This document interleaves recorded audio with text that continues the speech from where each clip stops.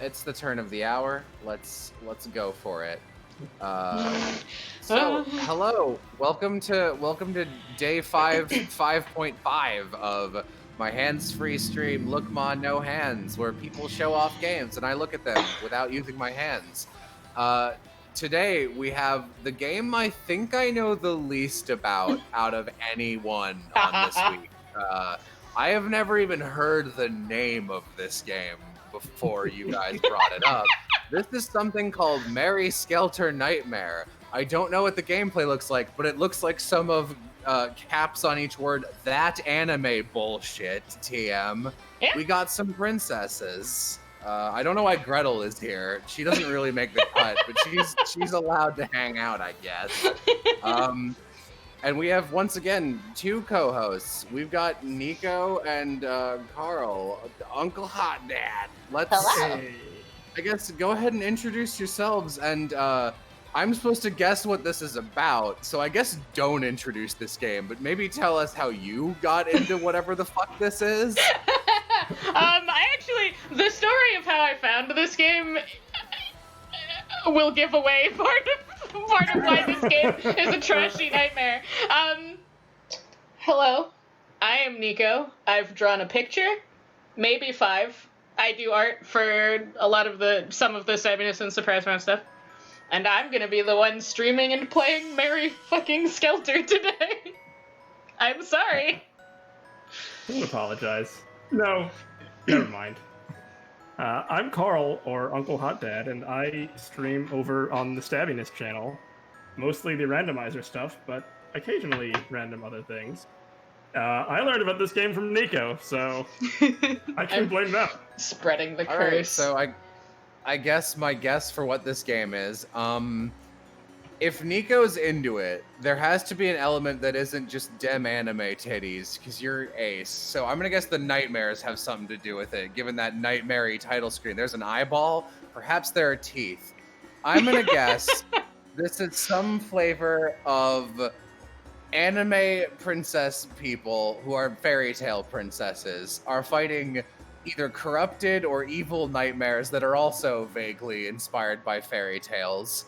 And I'm gonna guess, my instinct would say this is some kind of like very Japanese hack and slasher JRPG, which I think is too straightforward. So I'm gonna guess this is one of those weird games where it's like a bizarre, counterintuitive like fighting system, like a card system or something. Where it's like, it's time to fight, and then you and the enemy both take out decks or something. So that'll be my guess. I mean, that is actually a fair guess, considering what you know about me and what little you've seen of this game. I can give you a quick rundown of how I found this game. I was actually looking for hot garbage to play. I was looking around, and I was like, I want to find a shitty, trashy anime game to have a miserable experience playing. And I bought this one, and I bought Conception. And this game just ended up being genuinely fun, and I liked it a lot, and I'm like low-key pissed off about it, because it has no right to be an enjoyable experience. Oh boy. Alright, so here's my guess to you. Like, you guys get to bet. Which character will be my waifu? Which one's the one I'm gonna like?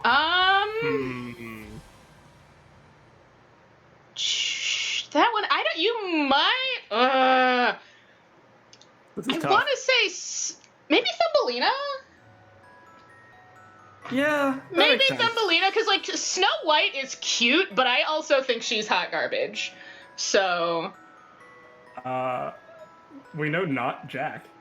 Not Jack. No one should waifu Jack. Just gonna F-tier waifu. I think Thumbelina, if we get to her. Okay. I guess let's just jump right in. Are you guys convincing me this is... Because we said it off stream, but you are trying to convince me this game is noteworthy, perhaps fun, not necessarily good. Yes. Noteworthy and fun. Good is totally... I'm not even going to try to convince anyone Mary Skelter is a good game. It's fun. It's a fun game. All right. It has things in it to like. Let's beyond dive into it, I guess. All right, let's load. So. Any blonde girl is a Jello girl. Not true, unfortunately. I can't say the two notable blondes I actually can't speak to because I have actually not encountered Gretel or Rapunzel because they're both late game and I have not actually finished the game. So you played through the opening because you said it was fucking boring and a slog, and we're starting mid game, correct? No. No, this is like maybe just. This is still very early game. I played through the early game not because it was boring and a slog, but because it's a game where mechanics are slowly introduced to you, and I wanted to go in with all of the core mechanics in play. Okay. So I made it to the chapters are short, and I made it up to the very beginning of chapter 2, where they give you the very last of like the major core mechanics of the game. All right, so this appears to be a dungeon crawler. It is a dungeon crawler, yes. I can give you the... Oh, hold on.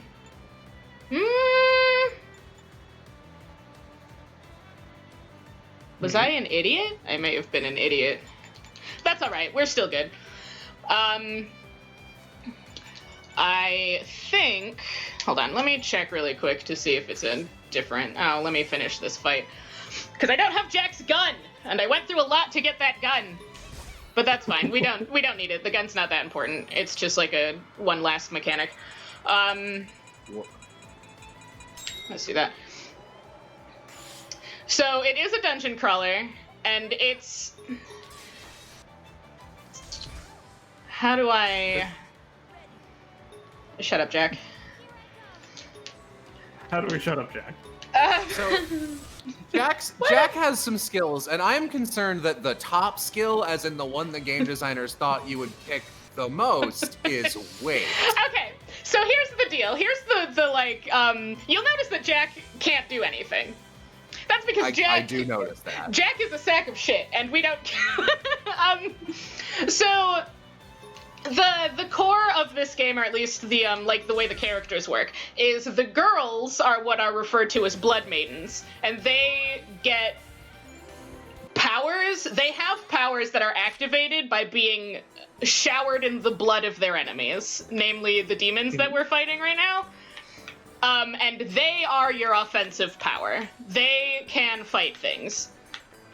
Jack is not a blood maiden and cannot fight things. So his entire job, a bit later, they give you... Oh, I just pulled that again. The gun that I apparently didn't save is like when Jack becomes vaguely useful, and he's purely support. That's all he does, because he has no offensive capabilities. I forget, what's his story reason for being here again? It has been a long time since I can tell you. Wait. So, Jack and Alice, who are effectively... Doesn't he have blood maiden blood or something?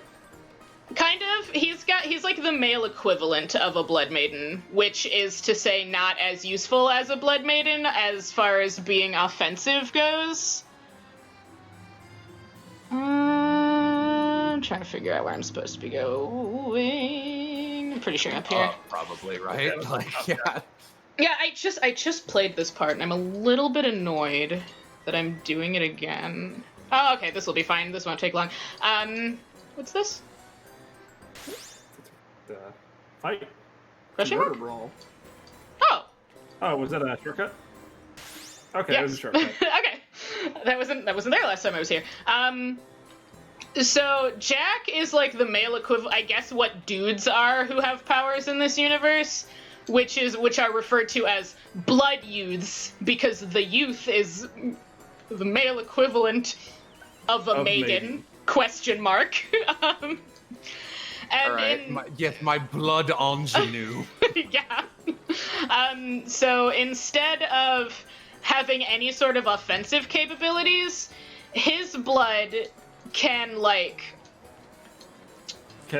calm them down. Yeah, it calms down the girls, because the girls, if they get too covered in blood and too wacky, they will just enter basically like berserk confusion state. Well, like it's basically rage. Did you just notice option 3? No, I just noticed that your skill is called Water Attack, which, like, I was making fun of Will showing me Phantom Dust the other day for having the base ice spell be called Piece of Ice, but, like, Water Attack might be even more uninspired. Oh yeah, don't worry about it. See, okay, so this is what happens when they get covered in blood. And I don't want to do that. They, when they enter their massacre state, which is the, like, basically a rage state, their attack goes up, their everything goes up, and they also get passively healed when they attack monsters, because more blood. More blood means more power. Yeah, more blood means more girl. Okay. And there's I like that they're, when your blood soul form is activated, Alice got little rabbit ears. Do they all have a special pink? Okay. They all get their own, like, little cute special design. So I feel like I should have Jack's skin right now. The plot is I'm scared. Okay, we're good. I thought that spike cart was gonna come and wreck me while I was opening a box. The plot of the game is... So, a long time ago, this wacky fuck zone that we're in, like, opened up underneath what I assume to be Tokyo, and consumed the whole city. And now Tokyo is a nightmare crater, and all of these people have been trapped down here for, like, potentially generations. They don't really give you a solid time. And since they can remember. Yeah, it's been long enough that nobody who is presently alive remembers existing on the surface, I guess. And, like, they don't know what things are. They only know what they've encountered up here. And Jack and Alice were in a specific structure referred to as... Well, the whole place is referred to as the jail. But they were in, like, a very specific section of it where people were being kept and tortured for what... The jail is like a living organism, and the jail wanted these people to be tormented. That's just the case. That's what the jail desired. Yeah, that's what the jail wanted. And I think that it feeds off of their fear and misery is what we're supposed to be led to believe. Do I want to fight you right now? That's a nice guy. Can you heal before? I don't really need to.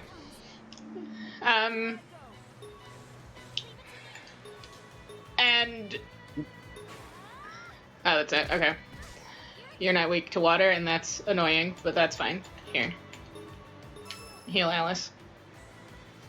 So, I will say, I'm not inherently against the idea of having a JRPG protagonist your party is built around, instead of mechanically being the main DPS and off healer being item guy, because it's very rare that I find it. I play an RPG where everyone has such a defined niche that the worst of the four does not become item guy no matter what they do. Yeah. So getting item guy out of the way is actually kind of interesting to me. Yeah, you have a dedicated item guy, which is pretty nice.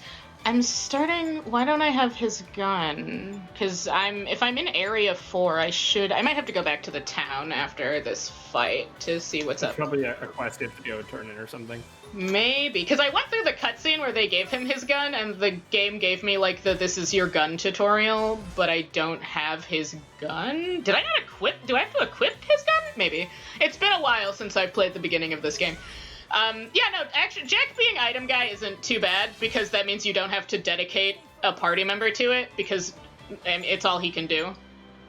And it means you can already relegate the worst person to the non-role. The worst. Yeah, the worst role. Fine. So people are asking what that third option does, Nico. This one?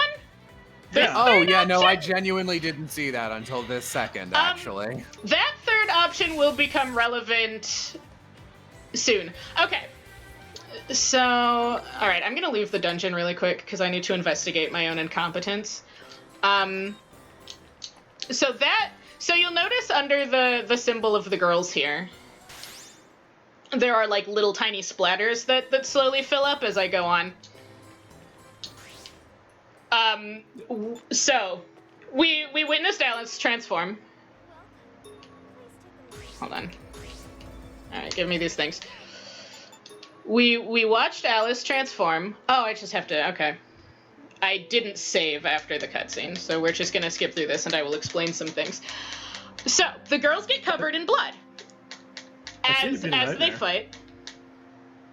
Come on, let me have this. Alright. So, the girls get covered in blood as they fight. By hitting an enemy's weakness and performing critical attacks, the girls get covered in blood. When you fill up the gauge that signifies that they have been covered in enough blood... Can I just, like, straight up skip this and not have to... Oh, I can do that. That's fine. Once that gauge fills up, they will enter Massacre mode, which is the, like, Berserk mode where they get more powerful, and they each have, like, a special attack that is assigned to them specifically in their Berserk form. There's a second mechanic connected to the blood gauge, where if the girls lick the blood off of each other, there is a healing. You can get, like a passive healing healing effect from it. So you're basically choosing between, do I want the extra power or do I want the like passive buff?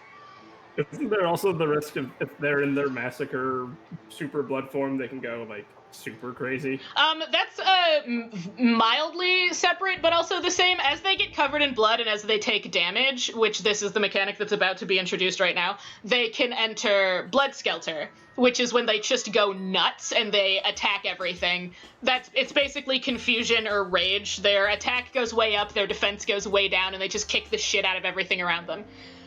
Including your party members, yeah. Affection, huh? Yep, there's like a teeny tiny dating game element that is mostly like any other horny anime game where you just kind of give them items and they like you more. You blow on their face. Yeah, you can give Red Riding Hood a million broken beach balls and she'll be your best friend. So we're skipping past this. I appreciate that this game about ooh anime girls, also both of the men who have showed up so far that aren't named Jack, extremely sexy. Big fan of this Rube boy here. Oh, Haru's really good. He's stinky awful, and I love him. He's top notch. He's like he's your weapons guy. He's your weaponsmith. You can go to him to get your weapons upgraded and stuff. He's really good. Yeah. So after we get your gun back, we are going to be looking at cutscenes, right? Because did you want to? If we're skipping? Oh my god, yes. Are you kidding? Oh. It's a stupid anime game. That's Jesus like 80% of the shit to make fun of. All right. Well, then I can catch us up to where we've been. Jack and Alice were in the jail. They got busted out by Red Riding Hood, who was there exclusively for Alice because Alice is a blood maiden like the rest of them, and they need more blood maidens. They take Jack along because Alice refuses to leave without her simp, and that's just how that goes. Jack spends the entire time whining and complaining to himself because I'm so weak and I'm so useless and all of these girls are so powerful and I can't do anything. Boo-hoo, poor me, I suck. And that's his entire role in the game. Yeah. And to throw items if you need an items monkey. That's what he's for. He can also jump in front of enemies and get hit, and that... Yeah, he can also sacrifice his entire body so that one girl doesn't take damage. That's also an ability he has. They take him to the Dawn, which is the organization that their entire purpose is trying to figure out how to get out of the jail. And Alice is officially inducted into the Blood Maidens. The first area, which is the wacky Wonderland-themed place that we were just in, they wander around there for a little bit. They destroy the core of the area, and you're introduced to the Nightmares. The Nightmares are unkillable boss monsters that are roaming around the stages and will hunt you the entire time you are there. It's not too bad. Like, it sounds obnoxious, but it's actually not too bad, and you can kick the shit out of them and make them go away. Once you find the core and destroy it, you can kill the boss monster. That's basically the tutorial stage. It's introducing to you the mechanics of how this game works. They go back to here, which is where we are, having celebration. Yay, we've destroyed a core and killed a nightmare. This is a thing that has never been done before. Great job, Red Riding Hood and Alice, and also Jack, you are here too, and he gets a conciliatory pat on the head, and he complains some more because he's weak and useless.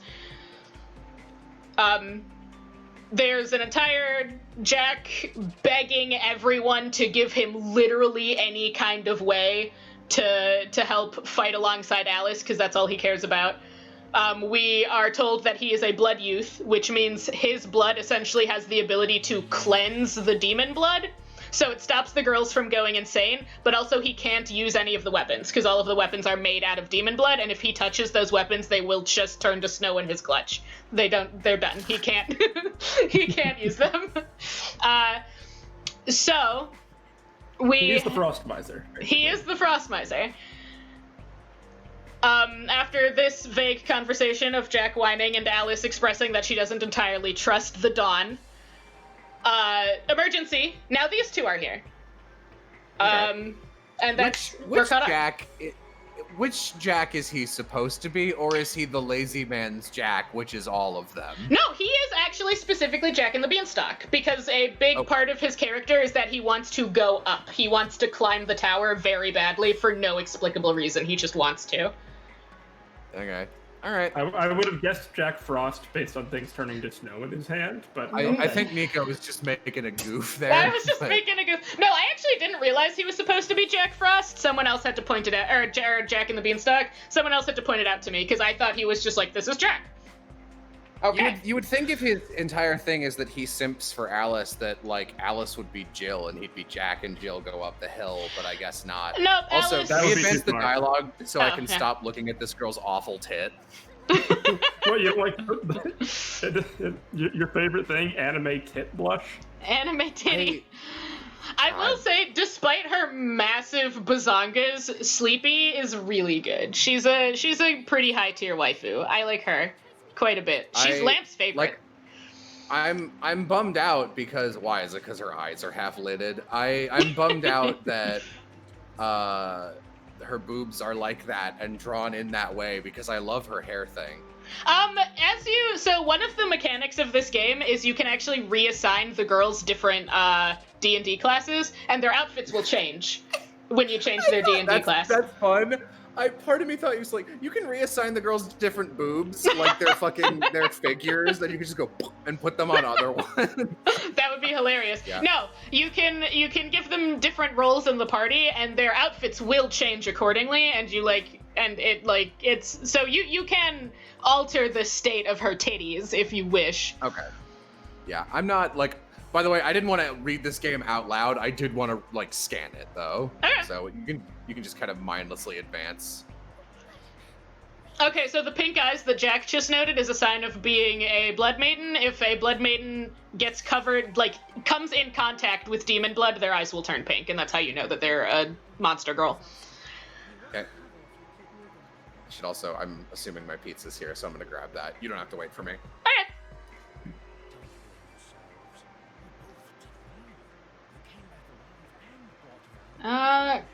If you are looking at chat, Carl, is the game at an acceptable volume level since there is a mild amount of voice acting?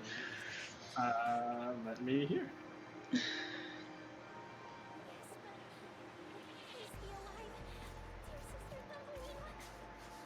The voices are a little quiet. I'll come and sit down from a distance. I read Beret Girl as best girl, and I was like, I guess it's just decided, huh?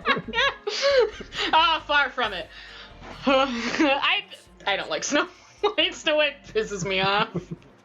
I don't know if I've ever seen an adaptation of Snow White that I've like her as a character, because people always do shit like this, that I've liked. Because I don't like her in Wolf Among Us. I don't like her in Ruby. I'm sure there's more. Snow White is cute. Functionally, she's kind of a blue mage-esque class, I guess. Well, you can make her into a straight-up blue mage. Well, that's a shame, because that's the best shit. She annoys the piss out of me. In my other file I made her a blue mage because that was the cutest costume for her that I could see by the silhouette. But I think in this one I might make her an item meister because I don't know what that means. So basically, Sleeping Beauty and Snow White showed up because they were out on their own mission and they got attacked. And their partner, the girl who was with them, Thumbelina, got captured by the demons.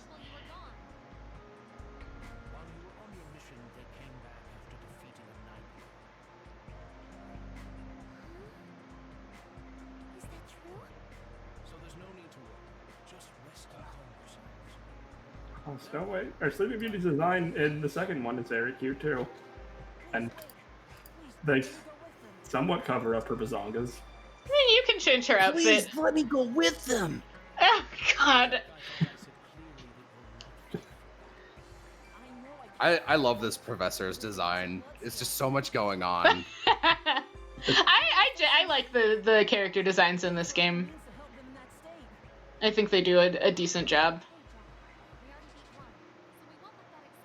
I'm a fan of Red's giant fuzzy Her color big coat. fuzzy hood, yeah. I like how it's stylized. It looks like the rest of her was drawn by a generic, like, anime game, and then specifically her collar was drawn by the Disgaea art team. So Red Riding Hood here, like, has self-appointed herself the role of Big Sister because she has been a blood maiden the longest. It's One-chan, Niko. I will boot you from this. I don't think I have that power, but I can threaten it.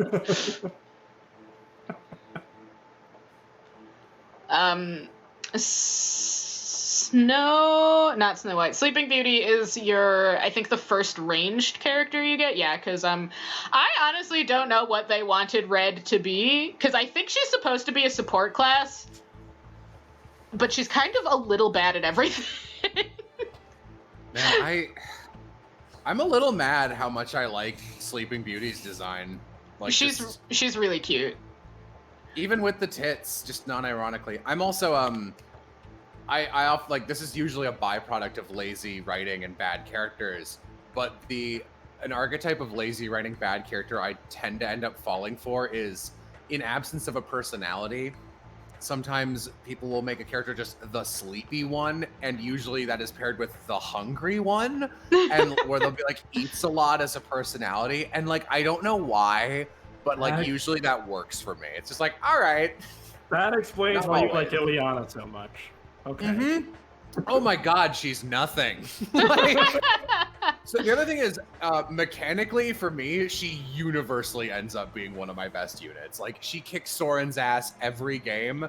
This is a Fire Emblem Path of Radiance and Radiant Dawn character where you have your main mage who is Ike's boyfriend, and Ike's boyfriend has objectively better stat growths than stupid, sleepy, I want to eat shit all the time, I have no, like, my metabolism is murdering me, I'm a hummingbird lightning mage girl, has much worse stats. But my Soren was cursed by a witch and has never been better than Ileana one time in his goddamn life, and I've played those games 100 times. Alright, so now we are obtaining the gun. He has been handed a gun that has an IV, that has basically like an IV cord attached to it, and it's gonna shoot his blood. Because it's the only so weapon he can silly. use. Alright. So, this is possibly a stupid question. Yes. We've got these fairy tale girls Mhm. and Jack. Why are there just randos who aren't fairy tales around also? Don't ask questions, Jello. Okay. It doesn't, it's It's just, how you know they're not important. yeah, they're not going to be a member of your party if they're not named after a fairy tale. I thought that was going to be addressed at some point in the story, to be like, it's just code names. No. Nope. That's just, some of them are fairy tale characters and some of them are not. Like, the people who are special for some reason are fairy tale characters, and that is just fucking the end of it. They kind of vaguely explain something, sort of, that doesn't really tell you why some of these girls are fairy tale princesses, in that the city kind of works like the, P5 Mementos, where, the initial group that got absorbed by it, collected their thoughts and is mimicking collective consciousness ideas in the form of vague fairy tale theming. Okay. So I will say this. You guys are going to be fighting a very hard uphill battle to make me think this game looks fun, because the Savvy was showing off a puzzle platformer yesterday. I was like, yeah, this looks well designed. It's not for me. I don't like puzzle platformers. They're one of my least favorite genres.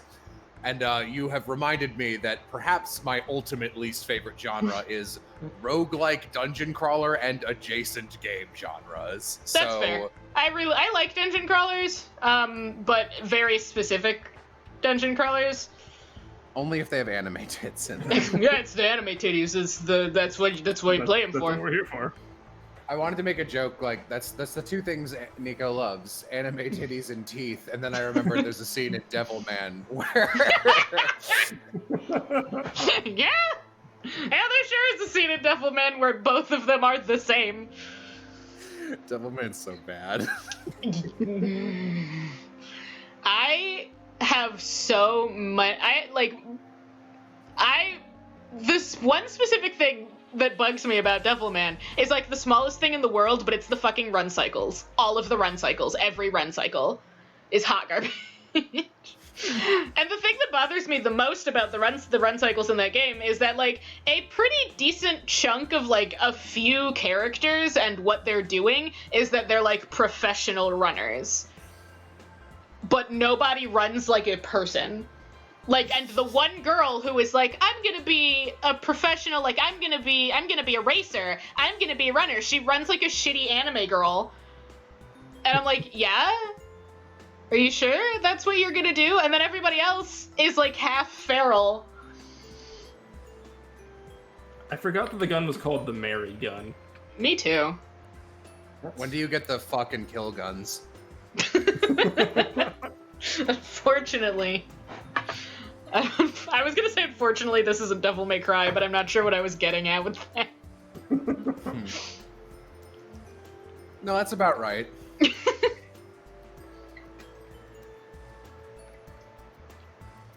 Jack is something. Oh, this is everyone else after Jack gets his gun and is all excited. This is everyone else after he leaves being like, he's probably gonna die. He might die. We'll see.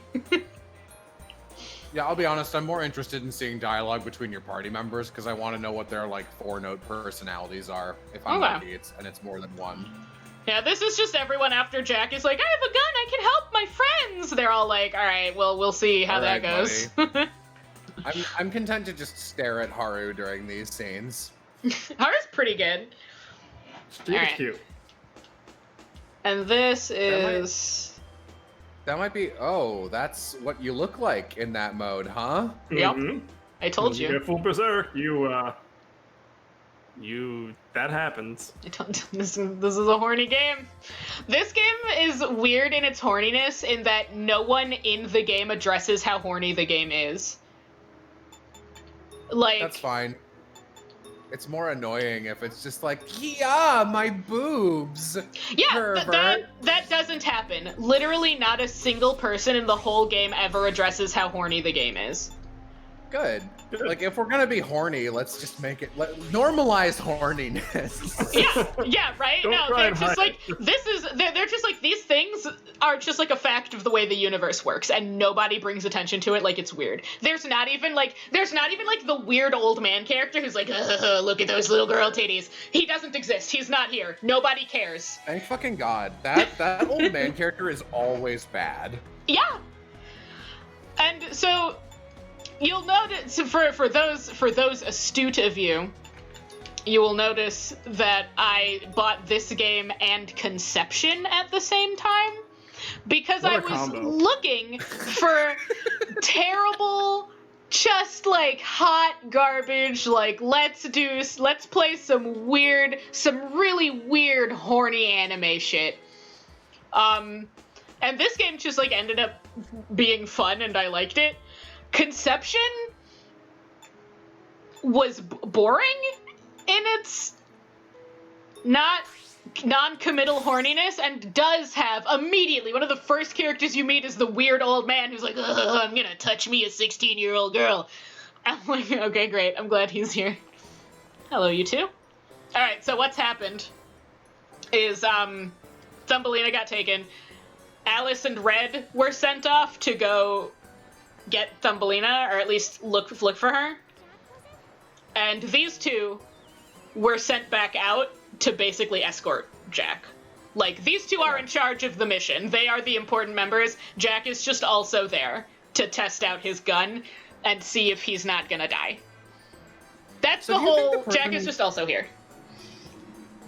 I'm not very familiar with them, but do you think the person who made this game had or was marketing to that niche genre of, like, weird blood fetish people, since that's, like, the whole thing? I literally could not tell you.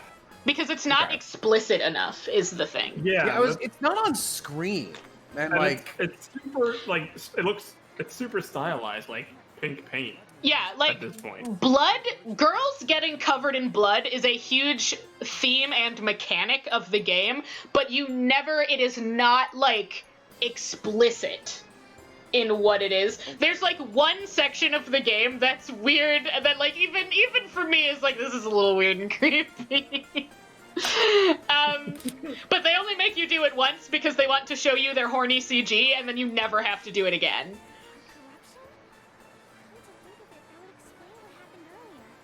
But even that part is, like, not really like, oh, look at these girls covered in blood. It's more just like, we made a horny game CG. Please look at this half-naked girl, please. We drew it. We need you to look at it. It's good to hear someone actually praise me like that. Jack sucks.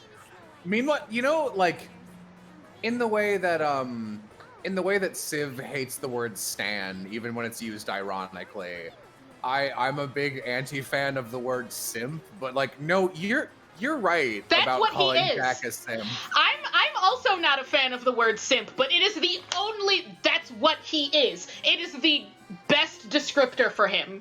He's just I'm shitty and worthless and nobody should care about me, but the girls are amazing and I'll die for Alice, and that's, like, his whole character. That's everything about him. Even his moveset is, I will sacrifice my body for these girls.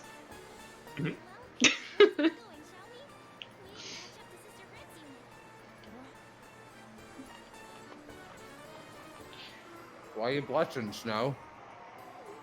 Because she's the small, nervous one, so she's always blushing. It feels like it wants something. The moon is blue now. That matters. Okay. Okay. I forgot about the candles. That's my favorite mechanic. Oh yeah, there's a reason me and Lamp call this game Dungeon Diddlers. I forgot about the candles entirely. Try shooting blood on various objects. How, like... So please tell me your blood gun has, like, comical ammo where, like, it's just like, yeah, if you go below 40, like, below 60% ammo, you die. I mean, you can knock out Jack if you use his gun too much. Good. Because Jack doesn't have traditional health. I can explain it more once we're in a battle. Jack doesn't have traditional health. He can just kind of get stunned, and he can be KO'd, but he doesn't have, like, an HP pool like the girls do. He's got an amount of blood in his body, and he's got these two little hearts over here. I do not want to exit the dungeon. More like a partner from Paper Mario, kinda. Yeah, okay. Hold on. You want to say hi to the Wiggling Man? Oh, I'm trying to... Oh, I guess Jack is the only one with an ability right now. This is the Wiggling Man. Everyone say hi to the Wiggling Man. Hey, man, what's up? What's up, friend? Hey, bro. Alright, see you later, buddy. Bye. He's just decoration. There will be many Wiggling Men. Oh shit, I don't have Alice, and that's pretty annoying because Alice can... So each of these girls, I don't think we have... It doesn't look like I can use the other two's abilities right now, because I have not unlocked it, I suppose. I'm gonna save, though, because I don't want to do that cutscene again. Oh, I can't save in the dungeon, right? Fuck. That's fine. We'll be fine. Probably. It's been a while since I've played this game, but I think the like difficulty spike between areas is a little obnoxious. But we should be good. Hey, friendo. Excuse me for a I minute. love that thing's model. It's so cute and awful. I'll come back to you. I want to know what's over here. If I were designing a Sleeping Beauty themed girl, I'd probably make her like a spinstress or have like thread powers, given the pricking your needle, like pricking your finger on the spindle thing. Mm-hmm. I'm not sure where they got Archer from. So you'll Bow, notice that he now has string. abilities that aren't just way to guard and item. He can create blood, which is fun.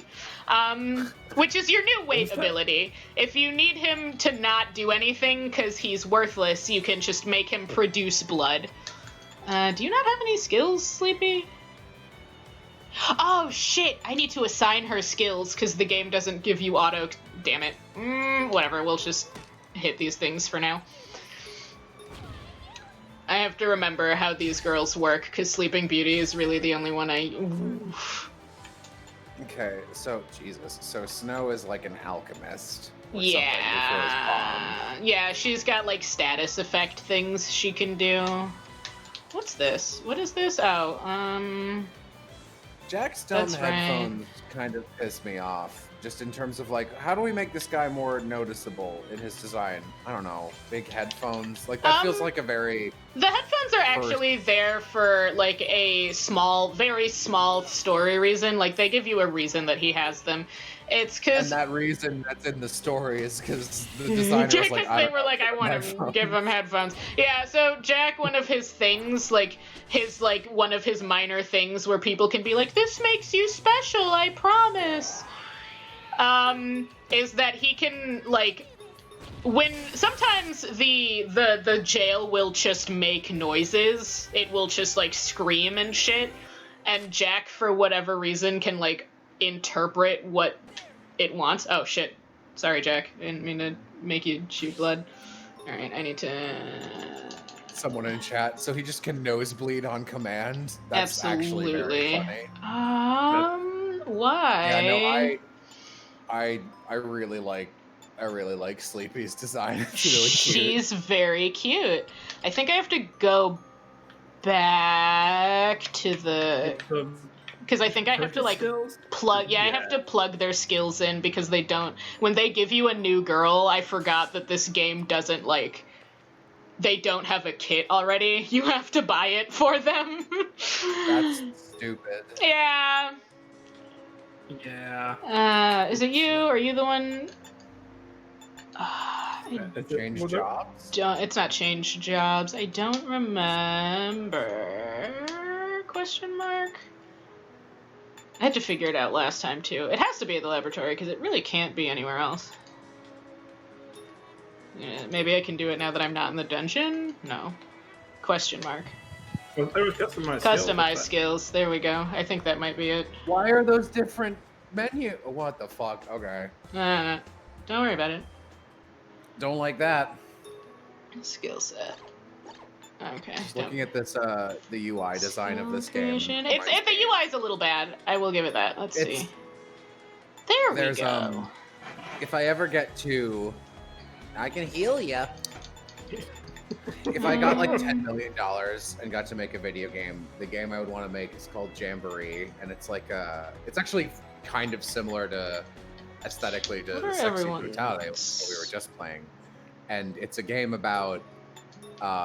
It doesn't really matter, but the combat is essentially a combination of the RPG stuff from Skies of Arcadia, in that your whole party has one special bar that like they can charge and they collectively pull from, and then it's like the badge and attack system from Paper Mario, basically. But the main character, it's a ghost in a mansion game, like a bunch of ghosts, like just ghosts everywhere.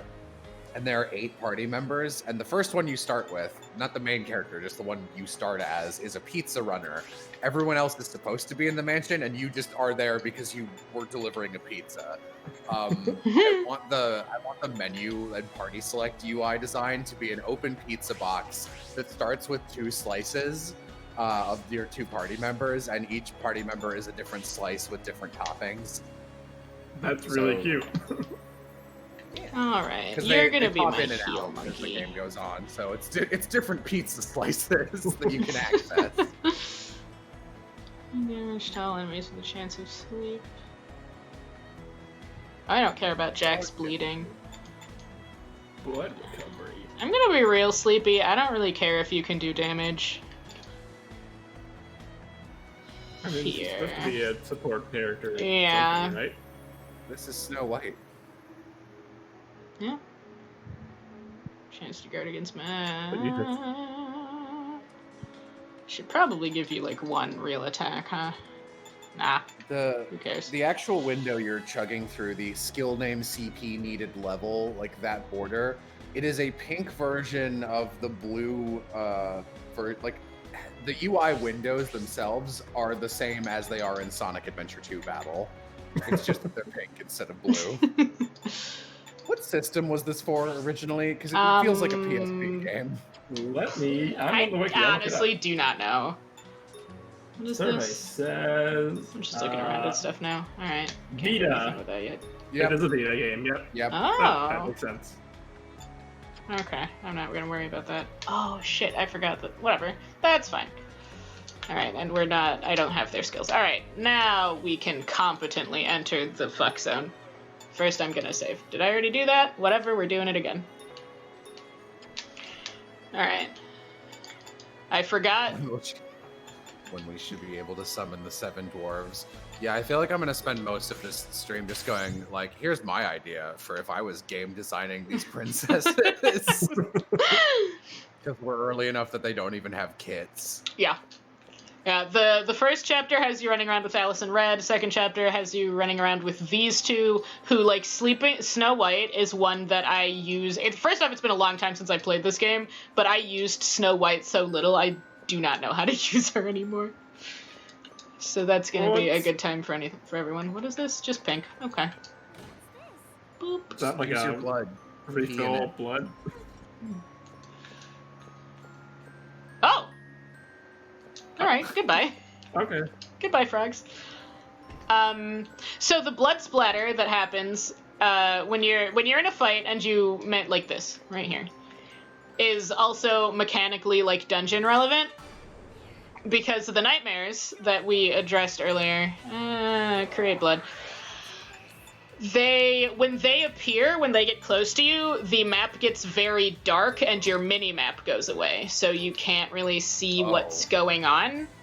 Do you have to use the blood to mark where you're going, or have been? The blood is bright. It's bright and it gives off light, so when the dungeon gets dark, if you have spilt a lot of blood, then it's easier to navigate. Because you can see more than like 2 feet in front of you. So there's like an advantage to making a mess. Okay. I don't have Red with me. This game has a lot of stuff I like mechanically, and then also there's the rest of the game. The jail's libido grew. Yes, Yeah. okay. So the jail... Dungeon Diddlers. The jail has a specific set of mechanics in and of itself, like phase. Calling it phases is maybe not correct. Those little symbols up there, hello you, I'll come back, it's hunger, libido, and sleep.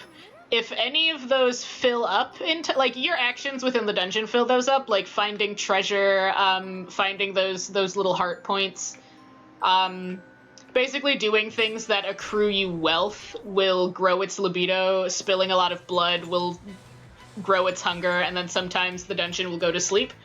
And if you don't take damage during that time, then its sleep will go up faster.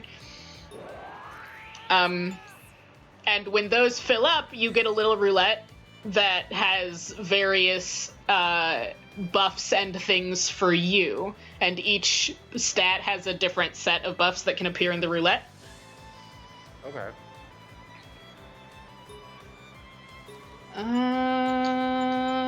Electrocute that. Fantastic. You did it. Good job. How is that a princess doll? I don't know. Don't ask questions, Carl. What's wrong with you? Princess doll. One of my I was looking through my Jesus pictures. Christ! Jeez, goddamn. Snow White. Luckily, you've got item guy. Yeah, luckily we've got item guy. Jamboree also has item guy, but like not in a way that like, oh, someone needs to be shitty and use inventory. The idea of that game is it all takes place in one mansion. So instead of talking about the game you guys are showing off, I'm going to talk about my hypothetical pipe dream game. No, but one of the guys, because you're in a mansion, it makes no sense for there to be shops. So there's no money, and the only items you can get are from drops and treasure chests. And one of the guys is like, Jesus, like. Do not like how much damage you take. Yeah, that's crazy. Oh my god, you gotta. Yeah, You're gonna fucking die. Okay, so the thing about Chapter 2, and I'm remembering this now, and it annoyed me back then, is, okay, in Chapter 1, you get a healer and a tank. Alice and Red Riding Hood are decent together, because Red Riding Hood can heal and Alice can take a shit ton of damage. In Chapter 2, they give you an archer and a debuff support character. And Jack. And Jack! He doesn't make the list. I guess I'll try to kill this fucking bird. Get out of here. You, heal yourself. Licking. That's a good trick. We don't have enough blood to, like, yet. God, Sleepy. Not Sleepy. I'm sorry, Sleepy. I didn't mean to sass you. I thought licking, like, filled your blood meter, because you... Only if there's blood. No, it's... Yeah, there has to be enough blood to lick. Oh, yeah, that's right. Which we don't have right now, because... Right now, you'd just be licking skin, and no one playing this game or making it would want to see that, I assume. Sacrifice yourself for... Don't heal! I mean, that's better than murdering Snow. I guess. Snow White, you suck. Kill it. Thank you, Snow White. Yikes. Yikes on bikes. Before we get too far from this, let's see if I can do anything to help these kids. Item guy in my game, his thing, they all have like passive buffs if they're in your party, so enemies drop more items, and he can essentially combine them into better items. Okay, cool. So he's like weapon item guy, and then another character's a thief, and she is your like rare drop item guy. Hey, you want? I don't want to give you this because it's too good for you, and I'm saving it for Cinderella. I think you gotta, if you don't have it, you'll die. Yeah, he gives her 3 extra men. You're losing 3. Yeah, that's 31 extra men. Oh, Carl, extra men remind. Have you read Golden Kamuy? Yes. Okay, good. I'm not caught up, but I read a good chunk of it. I was gonna say, because if someone should read Golden Kamuy. Can I? Oh yes, Golden Kamuy was fantastic. I apologize. I know only this is like the first time we've ever chatted actually for an elongated period or been in a call of less than like 9 people together. So that is true. I know like 4 things about you, and one of them is that guy would like Golden Kamuy. Alright. Oh. Here you go. God, are you gonna use the melee hairband or the melee hairband? Oh, that's a hard choice. I don't know. When I mean, she's wearing 2 hairbands, so it makes sense. Yeah, when I was little, I used to watch this show called like. Okay. It was this guy who before this. This is kind of a common thing YouTube would do now, but it was back in like early aughts YouTube when, you know, your videos couldn't be longer than 10 minutes, that era. And he did these animation breakdown things for Super Smash Bros. Melee, where he'd be like, this design is taken from this character's appearance in this game. And he'd be like, Link moves this way in, like, the reason his down A is this is because it's directly ripped from this game, and they were really interesting. And that guy, the guy who hosted it, mostly did it through text, and then later on got a microphone and started doing it through voice. And he was from Southern Illinois, which I was like, oh, that's fun. I'm from Illinois. But he pronounced Super Smash Brothers Melee as Smash Brothers Melee, which drove me up a goddamn wall. Malay. I live like 3 hours from you. You have no excuse to talk. I will come to your house and fix. Oh, I'll show you a Malay with my fists. I wonder what that guy's up to. Playing Malay. Like, Malay. yeah, maybe he programmed the netcode for Smash Bros. Melee. It's possible.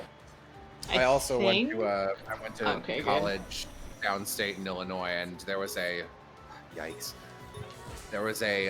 class I took on business in the arts, and it was a crash course experimental class where they had a professor from the business thing every day for a 3-hour lecture, would fit their entire 101 course into a 3-hour lecture for art students. It was a goddamn nightmare, but not a bad idea for a class because artists are bad at money, and honestly, that should be part of their curriculum. And one of he was the finance guy, so just like, you know, he talked about hey, here's a good way to manage your finances, here's how interest works if you want to play the stock market. Meanwhile, the artists are like, what's a dollar? And he pronounced finance as finance, which also drove me crazy. Imagine majoring in something and pronouncing it wrong. Imagine getting a master's degree in art and calling it ort. I'm an ort. Sometimes it be that way. What do you... All allies gain critical rate boost for the next turn. Ugh, whatever, good enough. Fun. Go ahead, lick her. Snow White licked Sleeping Beauty. They are sisters. Super unpleasant. They're not actually, they all the girls refer to each other as sisters, but none of them are actually related for real. They basically... I still don't like it. It's still weird. Are you sure? Because Snow White didn't say, like, oh, Alice is our new sister, or whatever. She was like, I have 2 sisters, here they are. Well, they kind of, like, the girls... I'm going to go see if I can buy Sleeping Beauty some better equipment, so she doesn't get her shit rocked literally every time anything touches her. Away before I eat all of it. The girls kind of, like, assign themselves who is whose sister based on their relationship and who became a blood maiden when. As I recall... Hey... This isn't where the armor is. Shut up, Haru. You're not Haru. Dawn. No. No, this isn't where the fuck? Oh, wait. It's you. You. Give me... Not this, no. You're gone, Haru. Actually, can I even buy equipment here? Do I just have to find it laying around? Or do you have to, like, just enhance it, and that's the only way to do it? Sleepy, I want to help you. I thought it was Snow you wanted to help. I guess. No, Snow, I gave Snow the DLC item, because if I didn't, she would die. Because Chapter 2 gives you the worst party comp in existence. Yeah, okay.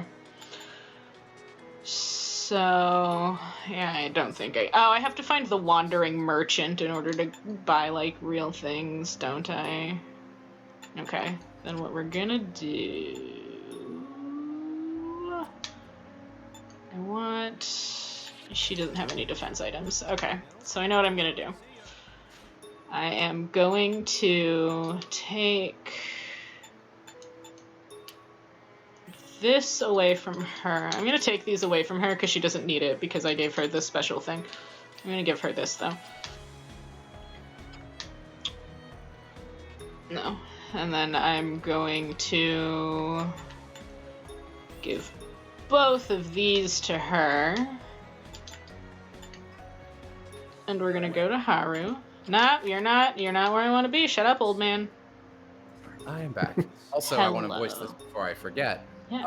I'm hoping that this stream can go exactly long enough for when Austin and Aram continue their weekly playthrough of Trails in the Sky so that I can raid that, since I also sit in on that game and can just go, great, and throw all the viewers over to that stream. game. What time do they start again? Yeah. Probably like 7:30, knowing Aram. So Okay. that's like not unreasonable. It's Yeah, about a not at all. 3-hour stream. That's usually how long these go. Let's see. I will Thanks, send you guy. right Once back. again, kill more time talking about my own stupid thing that'll never be real. God, there's so many. Fucking Don't just give looking up, at the Emma. blood crystals.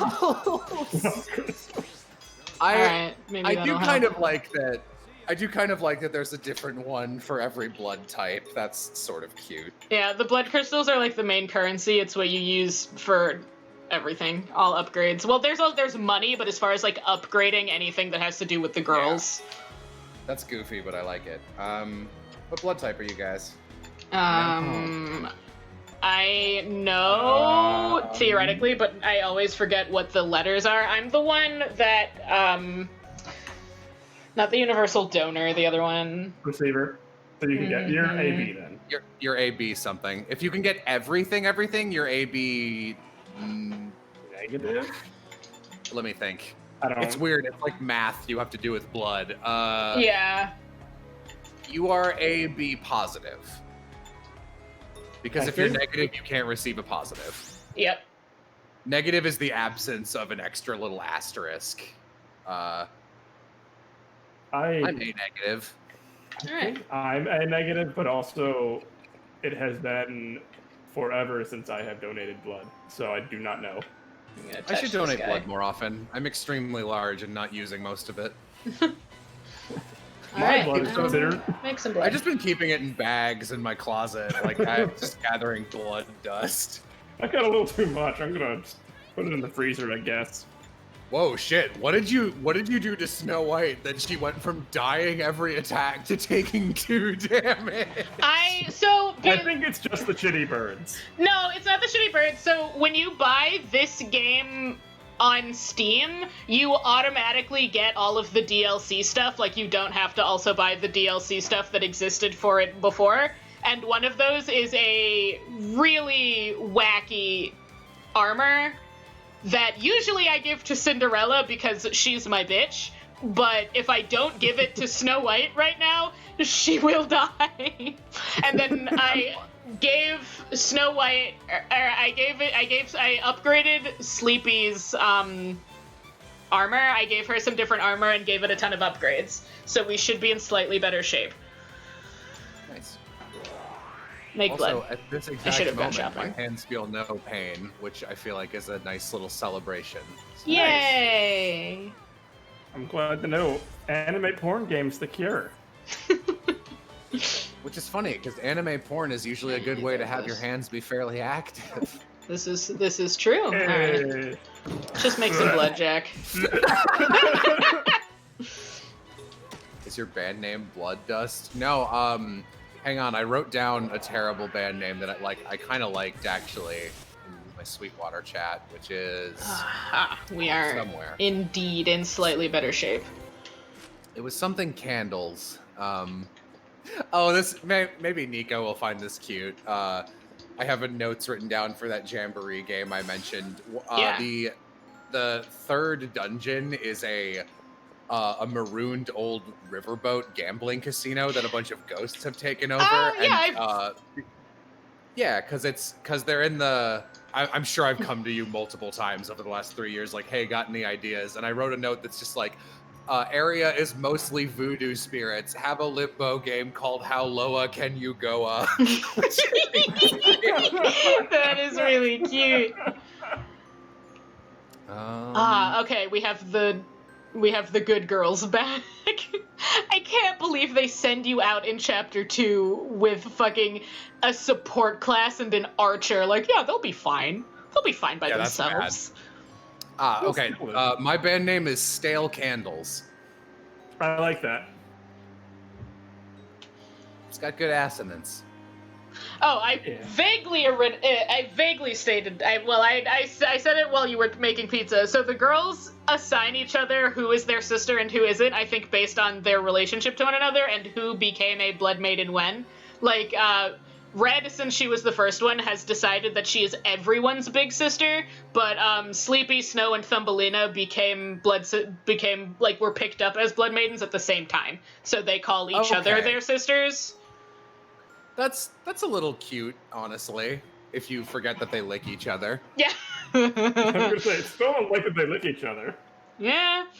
But, I mean, they lick each other, but also the game isn't, like, this game is weird. It doesn't address... But the game doesn't show you, like, a graphic CG of the girls all on top of each other or anything. They're just like, yeah, they got licked, go. It's weird. Like, the game, it does all these things that, like, on paper would be very much like, this is what we're gonna focus on way too long. Like the creepy director's gonna zoom in on the thing, like, you know, like bat nipple spandex fetish or whatever. Yeah. But like instead it's just like, oh yeah, the bat suit has nipples, and like they'll mention it so like you can have fun with it in fan fiction land, but they really don't focus on it that much.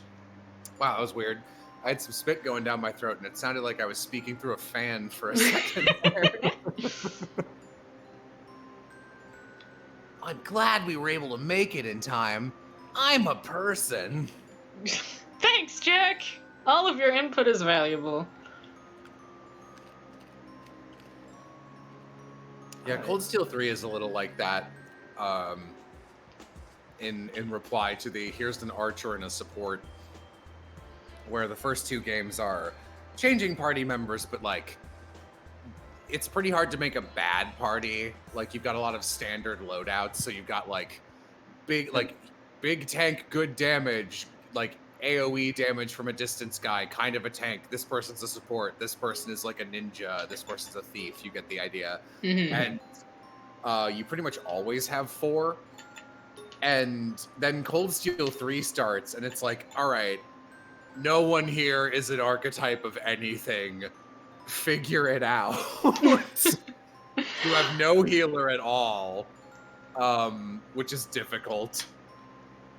And then like, what they do is they add new mechanics every Cold Steel game, like just a little bit, and they refine them. So it's like, oh, there's a break mechanic now. So when you break an enemy's defense, you get like they get a new status ailment and blah blah blah. So it's like this girl's kit is I'm good at breaking down shields, but like, what is her mechanic outside of that? Is she DPS? Not really. Is she tank? Not really.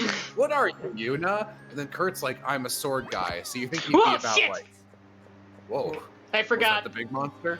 No, I almost blew myself up because I did blow myself up because I'm a fucking idiot. All right, run away. Drop bombs? Yes. I forgot you can drop bombs. Yeah, Snow White can drop bombs to break stuff.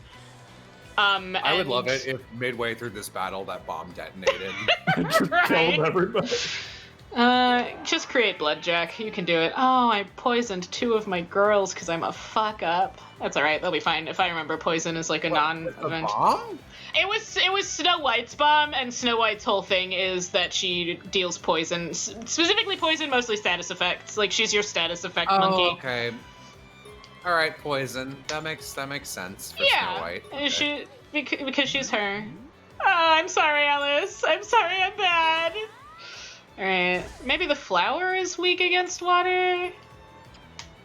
Oh, Alice is another, like, Alice in Wonderland as a story is one that gets adapted a lot in different ways, or like inspired by. Healer. Mm-hmm. And I never like it, which is weird because like I feel like a lot of the elements are there in a way that I enjoy. Like I think the original, like the classic Alice design is really cute. I like card suits, which are usually there. I like white rabbits. I like top hats, but I just never like how they pull it off. Yeah, like the aesthetic is good. The writing never holds up. That's true. I mean, the writing was never good in the first place. True. Why did I get hit that time? Oh, I think I need to give it my. God damn it! Niko, keep moving away. You're not far enough. I keep pushing the wrong button. I just want to. So Alice, each of the girls have like a different in-world move they can use, as illustrated by the tiny box in the corner. So Snow White can drop bombs to destroy these, to destroy walls. Kill your party. and kill my party. Alice has, I think, the single most useful move, which she can drop these rabbit holes. And these rabbit holes are mobile save points and exits from the dungeon, so you can just fuck off whenever you want. And they only cost one thing? Yup! That's great. And it's That amazing. Wait, is that okay?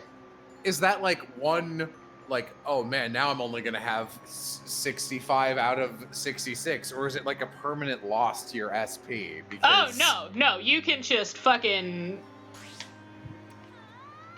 that feels not super well thought out, to be honest. I mean, I am not gonna complain, gonna be real.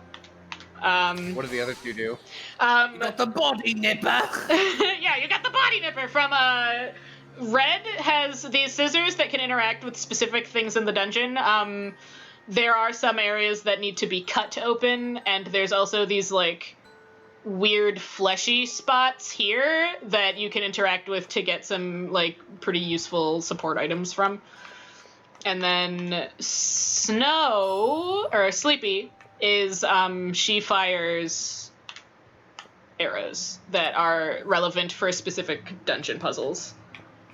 There was an eyeball on a wall earlier. Is that one? Sometimes I think Zelda has decoration. Zelda has trained me to shoot eyeballs on walls. No, with that's arrows. valid. Now that we have all 4 girls, battles are not as horrifying as they once were. Just make blood. That's all you need to do is make blood. You. Get fucked. Someone in a chat said something earlier about like I thought Sleeping Beauty was like Beauty and the Beast for a second because the rose, and she was like, oh wait, it's this other thing like a briar rose or something. Does that have something to do with her legend? I'm unfamiliar. Sleeping Beauty and Beauty and the Beast and Belle from Beauty and the Beast are 2 different fairy tales that I think both involve roses. How do know you? Beauty and the Where's Beast the rose definitely in it? does. Yeah, there's in like old iterations of Sleeping Beauty, I believe there is a rose involved. I'm not 100% sure the specifics. I think Oh, okay. Briar Rose is another name for Sleeping. Yeah, I was right there. okay. Yeah, really what I was fishing for there is the version I'm familiar with is the Disney one where she's pricked by a spinning needle. Are there other versions where she's pricked by a flower? Yeah, Like a that's what I was trying to conjure up in my head. Like, is that the case? I don't remember it being the case, but there's always a lot of rose imagery involved with her. Okay. I just wanted to check. I was trying to remember if in the Disney Fumi that, like, I know that one part when she's in the tower, like, these big spiky vines grow around the castle, and I couldn't remember if they were rose, like, vines for some reason. Oh man, so I do, if I were smaller and not allergic to quite literally every tree and grass, and actually every animal except dogs, I would do a lot more urban exploration, because it literally, I am in pain if I am outside unless I take allergy medication 3 hours in advance. It's bad. That's But fair. I was exploring around here, and this is the first place I've ever lived that just has like video game style biological hazards. So where I'm living has Greenbrier, which is just extremely hard to see, thin nature's razor wire. Oh, God. It's real bad. Like it causes you to bleed very easily, and it blends in with every other. I have some in my backyard, and if I ever see it, I like try and kill it. It's like a vine. It's like a vine that is just hard enough to be difficult to move out of the way if there's a lot of it, and it tangles up in everything. So I was walking on like forest paths, and it'd be like, "Don't step here, asshole, or you're fucked." Die. I would love urban exploration, but I am a coward. Me too. I did at the first place I lived, because the only exercise I can do is biking, because exercise is fucking boring, and I Valid. have an ADHD brain, and I like biking. Though my bike has a flat right now, and everywhere is closed in Texas, so I can't get it repaired. Thank God we're closing again, though. Yeah, that's... Yeah, I keep hearing about how fucked up shit is in Texas. And I'm like, oh no. I live in a really blue area, which means that everyone here isn't a goddamn dumbass. So most of everywhere I see, everyone has a mask on.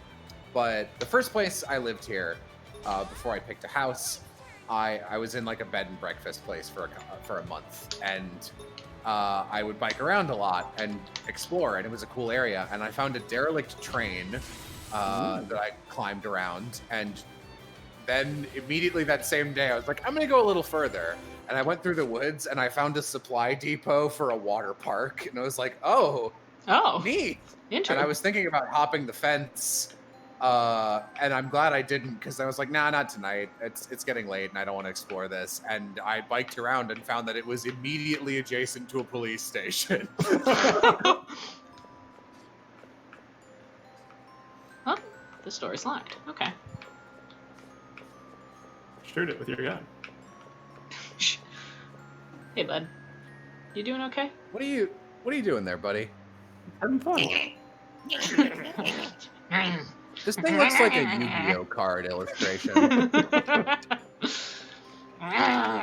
me see. I will be right back. Good luck. Oh, just while thinking of character classes, Yes. Jay helped me figure this one out. Funny. One of the later characters. I'm actively jealous that you found a cute pet name for him. I literally spent a week going like, I've never had to give someone a pet name. What's one that works for Jay? And like I went on websites, I fucking researched, and I just gave up. Jay was like sending me like, this is what was it, the butter? One of them involved butter. Oh my I god, there were watching so you do many that. bad ones. I remember watching you do that. Butterball or something. I was like, this is an insult. This is inarguably an insult. And I remember, because I just called Jay Hun, and the first time I saw you call him Bunny, I was like, oh, that's so good, damn it. No, the thing is, I wasn't gonna, because I'm not really a pet names person, but one day I was talking to him, and the little goblin brain in my head went, Bun Bun, and then I, like, me, because I'm me, and full of social avoidance, had, like, a fight or flight response that was like, brosif, immediately. And I had to, like, ease my anxiety-ridden brain into Bunny, and now it's just, like, automatic, and I can do nothing about it. Yeah. My parents have a weird pet name for each other that I can't even search because I don't know how to spell it. They call each other Chotch, like crotch with no R. And for the longest time, because my dad's insane. Like I've said this before, there's no way to describe my father. I've never met another person like him. The closest is Plaster, and Plaster is already pretty hard to describe, but I could do it. And my dad is like 2 steps removed from Plaster. And I thought it was just a my dadism. Heal yourself. Because he calls places, like he has a fake name for every restaurant. Like, yeah. He calls Burger King Whopper Swapper. There's a place by us called the Busy Bee Cafe that for no reason he just calls the Incredible Edible Egg. Like there's just no connection whatsoever. So it's like, okay, Chotch, that's a my dadism. And when I was working at the zoo, I heard another couple call their significant other Chotch. And I was like, what the fuck? Is this like, where does this come from? And I couldn't figure it out. I don't know how to spell it.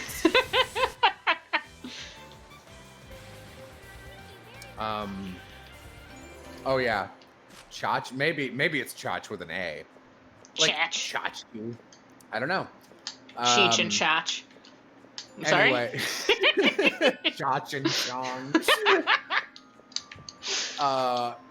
I go on tangents way too easy, but one of the characters in Jamboree, one of the last party members you get, is a detective.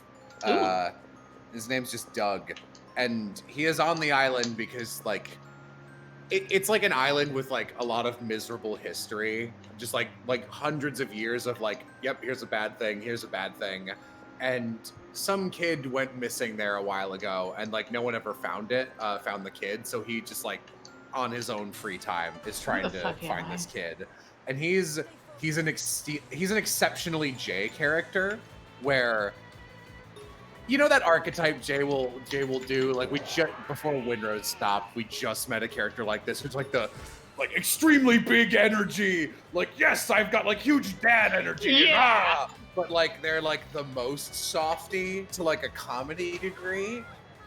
Where they'll like break down crying for no reason or be like, I missed you so much, I'm so proud of you. That kind of character. Yeah. He's like that. And I was like, you know, Jay, I want everyone in this game. I don't want like a magic triangle. Because usually I find those boring. So I don't want like, you know, here's the 4 elements, they're all good on another element. I want this to be one of those universes where everyone just has a magic type. And like if you have magic, you've got a unique type. So the main character, who is the chef pizza runner girl, just has fire magic because she's not that lucky. It's just like, yep, fire magic. Your first buddy is like best character comparison I have is Troy Barnes from Community. He's like a male cheerleader, and he's like your hype man, and you have a party spirit meter. So the more into shit you are, the better your attacks are, essentially. And his thing is he has sonic magic, so it's all based on sound. So he's got like a megaphone and party poppers, and those are his things. And it goes on. And I was like, I've always wanted to have. I love the idea of a smell-based mage, so like an olfactomancer who uses perfume and shit. And so Jay helped me conceptualize this like, oh yeah, this guy's like always smoking or whatever, but he has this really good sense of smell, and he's a detective, and they call him a bloodhound, and all of his abilities are like cutesy little perfume bottles and shit. Aww. Is this from your game? Yeah, I like it. Sono says Chach, according to well, Urban Dictionary is not really a source. Thanks, Sleepy. I'm gonna text and ask her. I'm gonna ask my mom. How does she know how to spell Chach? No. Okay, you're just gonna hear this because I'm gonna be using voice. Do it. Hey mom, comma, how do you spell that pet name you and dad call each other? Period. Huh. That's alright. This is fine.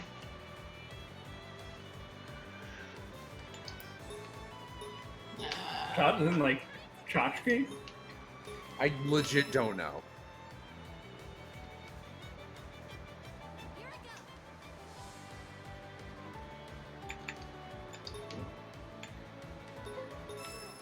I want to see if I can figure out where that comes from, because I remember one time hearing someone at the zoo call their significant other that, but other than that, I've never heard anyone in the world use that term, and I want to know if it's a Chicago thing or a weird dad thing or what.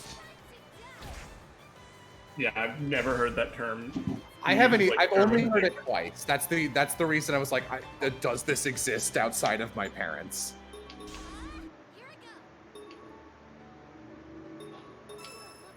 Pitch Parade says, at Jello, Ichiya from Fairy Tail uses magic revolving around perfume. Yeah, but that's Fairy Tail, so I'm never gonna watch that. Alright, you need to calm her the fuck down. There we go. Yeah, let me see if I can find it. Because I have a bunch of documents where I just write down ideas for this game. So, That's fine. Number Was it water? Yes, it was water. Ah. Shut the fuck up, Snow White.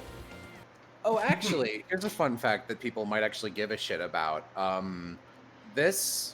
Oh wait, there's dialogue. I need to read it because I wanna like Sleeping Beauty, so I'm waiting for her to say or do anything that isn't yup like Ducky from Land Before Time. So sometimes she talks at the beginning of battles, and her lines are much the same, where she just kind of is like, enemy, like just pointing shit out, like it's monster. Points at it, bunny. Yeah, bunny. Bun. Thank you, Jack. Huh? What did I do? I'm glad I'm useful. God. I would love to voice in more of this tier of video game. It's garbage.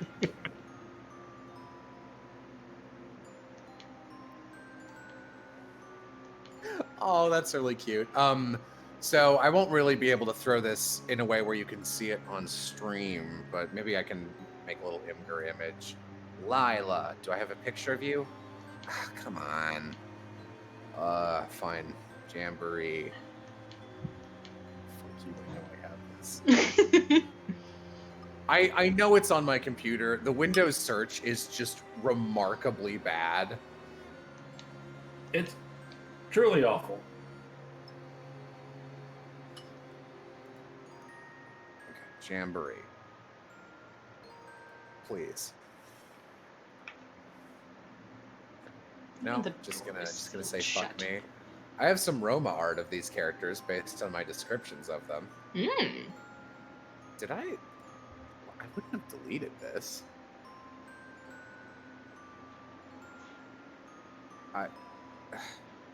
Because you're showing me results from desktop, which is explicitly not where I asked you to search. Not what we asked for. Zoo. Okay, it's called Zoo Island. Yeah, here she is. Okay. Let me grab you, Lila. So originally, Molly Epithet Erased / anime campaign was a little white girl. And I was designing the characters for this other think piece game. And I designed Lila, who looks like this.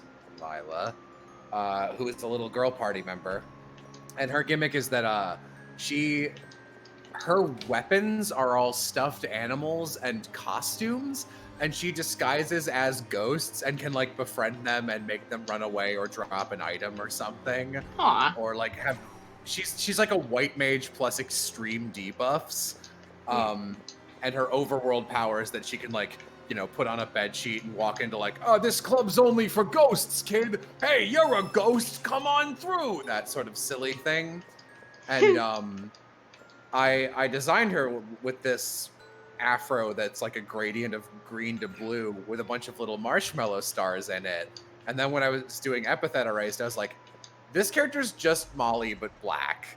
And I like this design so much more, and this game will never exist. So I am just going to steal my own design and put it in Epithet Erased. Sometimes it be that way.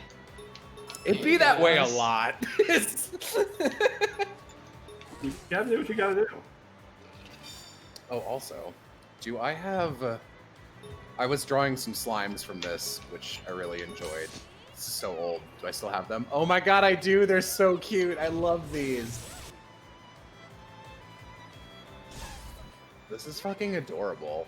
This actually doesn't even look like I drew it. I'm proud of these. The second dungeon, the idea of the setting is, in this world, it's still our world. It takes place off the coast of a town in South Carolina.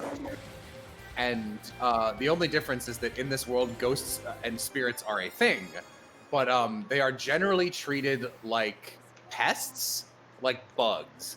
So when you die, you release spirit energy, and usually it just like, you know, gathers and then like animates a chair or something. And then you gotta fucking call an exorcist or a medium. And again, they're treated like, you know, medium is the job like plumber or electrician. Yeah. Where you just got to go, it's like, we got this old house and we want to flip it, but it's got ghosts. It's got ghosts in it. It's a lot more flavorful than having like mold, but it's the same. So the idea is this island has had a bunch of problems on it. And one of the worst things that can happen is if someone dies in like a traditional way that would make a ghost, like a murder, oftentimes they form a very sentient, malicious ghost called an atrocity.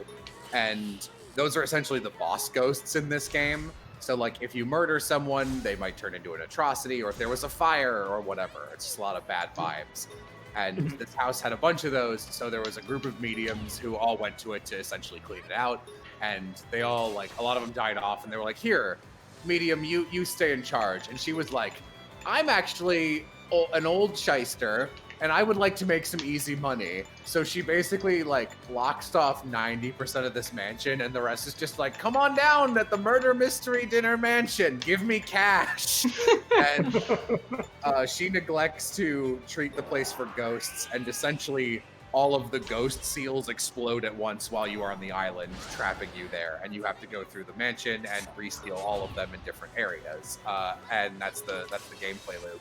The second area is still part of the accessible to the public house, and there's a normal basement that's a wine cellar with fake wine because she sold or drank all the wine, and then there is like a comically obvious cardboard like bookshelf or something, and if you push it aside, it's like, oh, that's the secret alchemy lab. Like she's like turning this place into a carnival attraction. And it was this hokey little alchemy lab that she set up out of Spirit Halloween store materials. But since a bunch of ghosts were released and they have warping powers, they essentially turned it into a real alchemy lab. And the monsters in this dungeon look like this. They're just slimes, but they're coming out of test tubes. So I love these enemy designs. Also, the boss of that is called the gelatinous crube, and it's a big gelatinous cube with 3 skeletons and a disco ball, and they are dancing. That's cute. Can I... Maybe if I... What the fuck do you mean melt it? Yeah, you melt trees, right? Yeah, that's how trees work. Okay. What the heck? Run! Run! Ah. I am a nuisance to myself. If a game gives me, like, a bomb that I can hurt myself with, you bet your fucking ass I'm gonna kill myself with it at least once. Why would they give you a wall of trees that you blow up with a bomb instead of what are clearly hedge clippers? Gotta give Snow White something to do. She's useless otherwise. Well, almost useless. She's not Jack. Hey, bud! Oh. You're what I was hoping for. I don't know how I feel about this man. Are they Did real you never skeletons encounter or this science man? skeletons? That is a good question. I guess they would be... Yeah, I guess they would be fake Halloween skeletons possessed by real spirits. It doesn't really matter. One of them has a lampshade on his head. The mechanic of that boss fight is... You know how in Paper Mario The Thousand Year Door, there's like style points and you've got an audience, and the bigger your audience is, the better your star rating is. I don't remember what it's called because my documents are too scattered, but part of that game's battle mechanic is there's ambient ghosts, and the idea is that ghosts are very fair weather fans, and they will be rooting for one side or the other in your battle to win. So you need to continuously pull off like special moves and combos and shit and not miss, and that will make them like you more, and that increases your attack and increases your spirit meter. And the idea of that fight is the gelatinous crube is so good and so party-ish that the audience is on their side immediately, and they start at like 100% in their favor, and you can't damage them. So you have to be cooler than them and get the ambient ghosts on your side. I'm trying to... What was it called? No, I didn't write it down. Oh well. Oh, I have. Okay. So I'm gonna get 2 of these. Oh, never mind. I'm gonna get 1 of these. And I'm going to get 1 of these, because they are identical items. Alright, goodbye. My brain matched those 2 items together and just called it edgy cloth. Same item. Alright, let's see what I can do for you girls. I think your punk knife is the... Oh, no, the utility knife is actually really good. Boop, boop. I really need you to be fast, because you're my defense girl. Here, you can have that.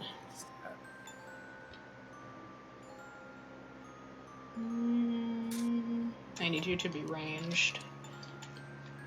Fucking don't get used to that suit, Snow. You're not keeping it. As soon as we get the thumb, you're out. What's a zippy watch? It makes them faster. Okay.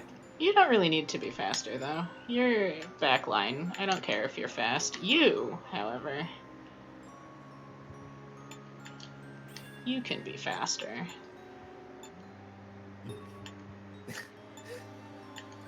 This document is really big, and it's been updated at different times, so some of the characters still have placeholder names.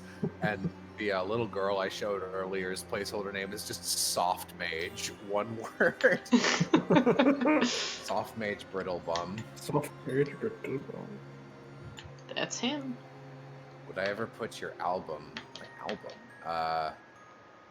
Oh, you mean just my visuals? I don't really have that many. I would genuinely love to make this game, but this is like a way down the line project. I'd love to make some kind of video game before I die, and I'd love to write a musical. Those are my bucket lists. Alright, that's good enough for now. You said the pizza delivery person is a girl. Yeah, Jessie. Originally she was supposed to be like your nameless character and you could be a guy or a girl, so I named them Jessie since that's a gender neutral name, even though you usually see it on women. And then I was just like, no, I want her to have a lesbian romance with someone because I'm me. So let's find out. I should probably be looking more at the game you guys are trying to show me. That's fine. So if I were, I'm just filling in the map because that's what you do in dungeon crawlers. I was gonna say, like, I wouldn't be able to play this game effectively because I'd be non-stop doing that fucking, like, just gotta fill out the whole fucking map. Yeah, that's how you play dungeon crawlers. Oh, let me know if you ever get to see one of these girls in their, like, super mode, because I want to see what all of their alts look like, because the only one I've seen so far is Alice. Alright, well, let's see. I need to calm down those two before they do it. But let's, who's getting dangerously close? You. You're gonna make sure you don't blow up on me. Hers is pretty cute, actually, I think. Snow White is pretty cute. Even if she's... Even if she's Snow White. Even if she's Snow White. Let's get these girls covered in blood. So a thing that happens in this game, so when the girls enter their super mode, if they finish a fight, like, they each have, like, a little voice line of, like, coming down from their bloodlust. And if you end a fight with multiple girls in their super mode, like, whenever you end a fight, they automatically come down from it. So they all have their little voice line that they speak. If you end a fight with multiple girls in their super mode, they will all spout their voice line at the same time. Which, when it first happened, I was like, oh, this is gonna get annoying. But it doesn't. It's just like they're all chattering at the same time, and I think it's endearing. They all just start chattering, and I'm a fan of it. All right, let's calm down. Jessie is my favorite. Do. Here you go. All right, let's let Snow White transform, actually. So I'm just gonna have you defend. All right, there's Snow White. She gets like a little apple on her head. That's kind of cute. Oh shit! Wait, let me look. Oh, hold on. It'll probably let me come. And Sleepy is probably gonna do it next. Do you need to do anything, Jack? You sure don't. You gotta defend so that I can see true. this girl. I'll defend. Oh okay. No, she lost it. No, she had a little spiral on her. Yeah, it's like a little apple-shaped spiral over her head. I'll let Snow or Sleepy do it. Oh no! I didn't cleanse her. Oh god. Oh no! Oh, but the fight's over, so it's fine. The fight's over, so it's fine. Oh man, that at Savvy. There's a difference. There's Massacre Mode, which is, like, the good version, where they're, like, still in control and they're fine and they're cute. And then... Thanks, Jack. And then there's Blood Skelter, and that's the one where they're like where they're mostly naked demon, where they're like straight up naked demon girls. And Blood Skelter happens if you don't use Jack to cleanse the corruption before they go into massacre mode. Let's see. I don't know if any of these are gonna be. Oh, sorry, Red. I wasn't paying attention to you at all. That's all right. I think we have a revive item. It's okay. More like little dead writing. Does that work? No. Oof. You just do a heal. Do a little healing. I'm not sure how I feel about the albino hair power up, since that's like something I would come up with when I was 13 for my cool cool cornucopia endgame. Everyone gets their Super Saiyan hair, but it's white. There like you that, go. That kind of energy. Oof. Jesus. Yeah, hit Luckily, those two. Snow White is invincible now. Okay, let's see what we've got. Kill it. Oh, jeez. Oh, God, I forgot Red wasn't dead anymore. Am I gonna get to Jack before? Yes. Okay, we're good. Actually, well, you don't have any healing abilities anyway, so it actually doesn't matter. Why is your gun called the Mary gun? This is Mary Skelter. Yeah, I was leading to why is it called Mary Skelter, because I see you've got Skelter as your blood Skelter. Where's Mary come from? These are questions we'll never have answers for. Okay. I assume it's some kind of play on Bloody Mary. Tale has to do with Mary, and I can't think of one. I Bloody Mary. assume Maybe it that's it. Maybe it is Bloody Mary. Maybe? Yo.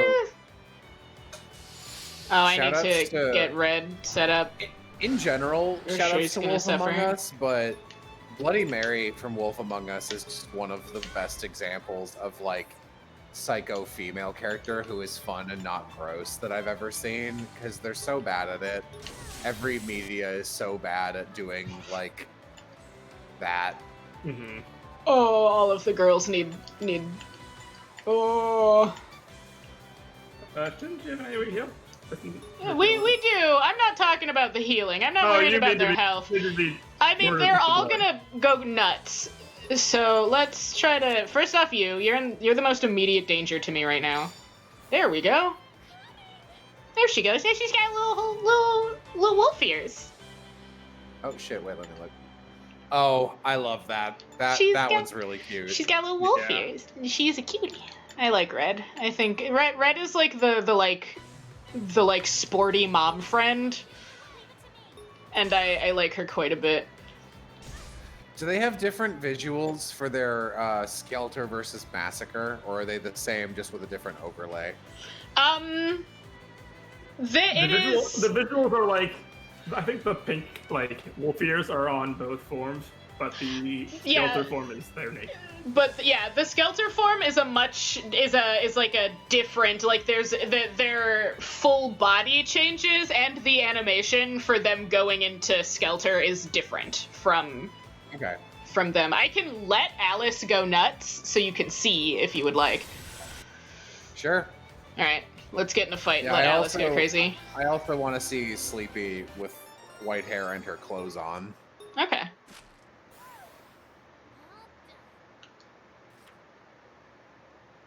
Thanks for the tip after I needed it. You know how, whenever I'm frustrated with something, I write down a note on college ruled paper and leave it at the feet of my problem in case anyone ever has the same issue. Okay, so so what I'm going to do first is I'm going to drop a rabbit hole. Because I need to go back into town. I would love to see a game where you play the guy who's dropping apocalypse log notes in a horror video game before the protagonist gets somewhere. And that would actually be a really fun little puzzle game where like you can't communicate with the protagonist, but like you can leave them notes to do things, and it's just like a bunch of little puzzles where it's like, how do they get around the horrible monster the scientists created? And you have to leave some notes, or they're too dumb and they get murdered. I could see that being It'd be cute. like All right. a little top-down game. That would be a cool, like, All right. save mechanic, or like a flavorful little save mechanic for a game, like if you're doing the Let's just prequel to make some some big blood. horror game or something. Yeah. I want. Let's see.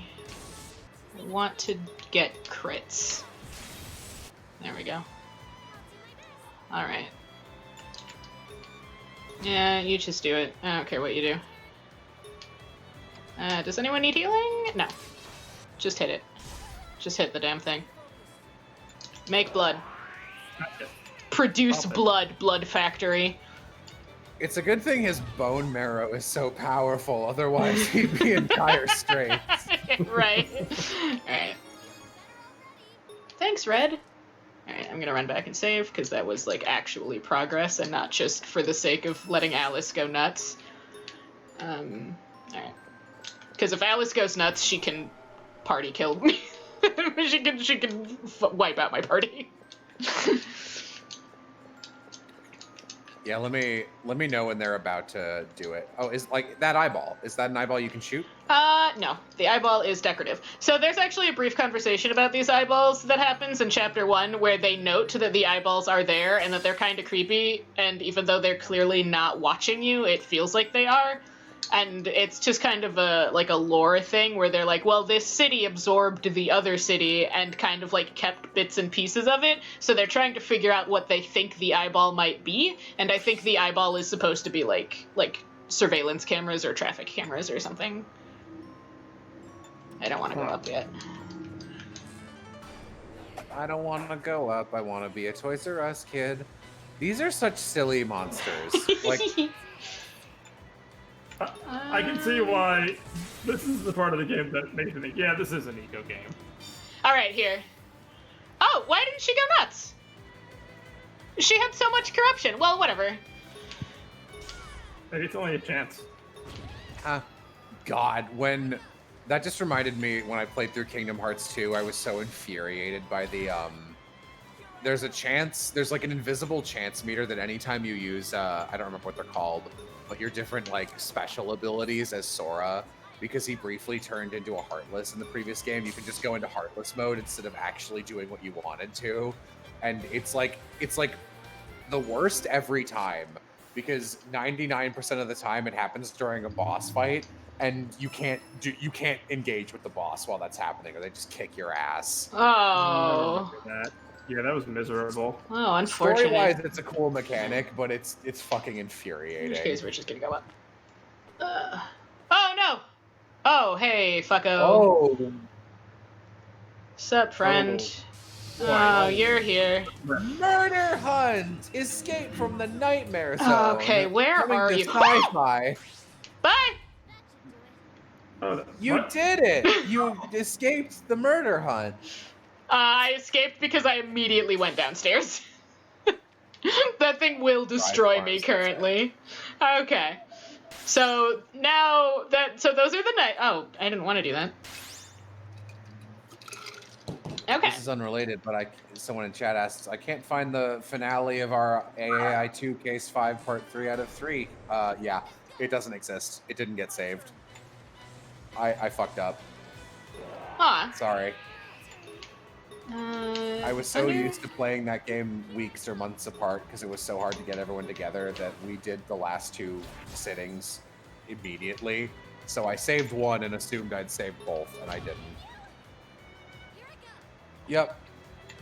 The killer is the stupid. I mean, I guess this is a pretty significant spoiler, even though it doesn't really pay off to anything. My father. Yeah, Austin did a really good job there.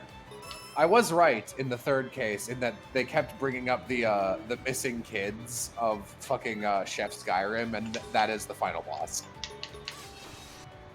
Oh, you already know. Yeah, actually, I promised my dad. Yeah, I wish more people had made clips of that, but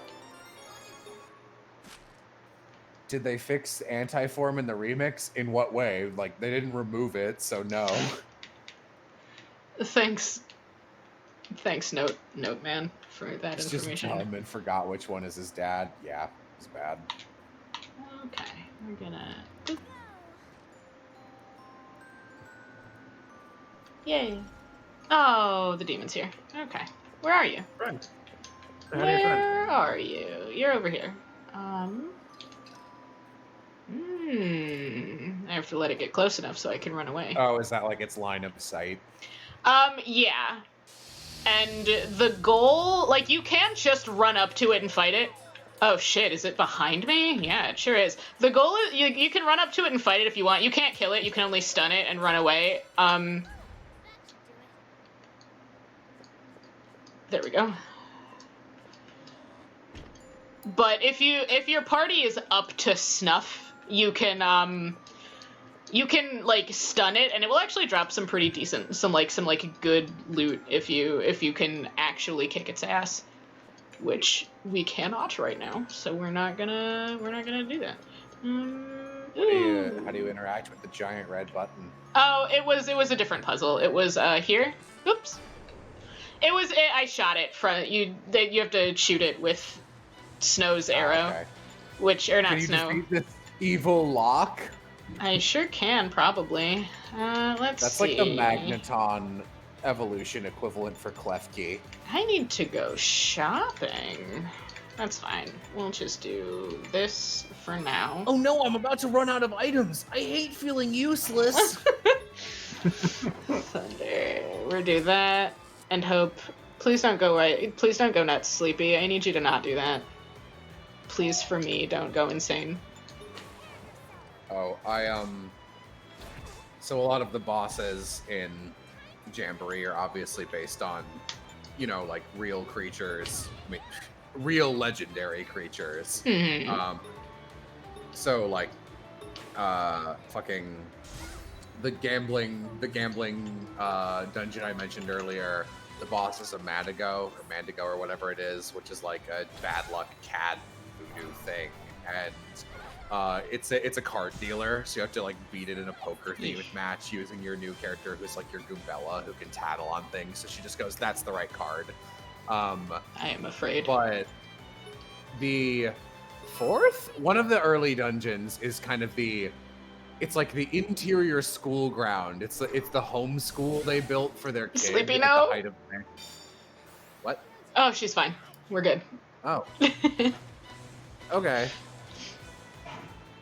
I Yeah, thought- that's a little boring, but at least it's more tasteful than Yeah. stupid. Yeah. Well, because it's basically an item she already has on her head. Yeah. one's a little dull. Sleepy or Snows kind of does the same, but I think it's like it's a little more what they do with it. Although if I don't hose down Snow White, she's gonna go nuts pretty soon. The fucking what was it? Yeah, that dungeon. You like, I don't know what I named it. Inner quarters. It's just like the area, all the child's rooms and his toy room and school rooms, and all of them are. It's really derelict, so a bunch of them are like you can't use the doors. But there is a rideable toy train about the size of a child that you have to like keep repairing, and you use that to get around, and that's the movement mechanic. And the boss fight of that area is just straight up the rail tracer from Baccano. It was just like, I love that. I'm just gonna make a rail tracer monster, and it's just gonna be on the train.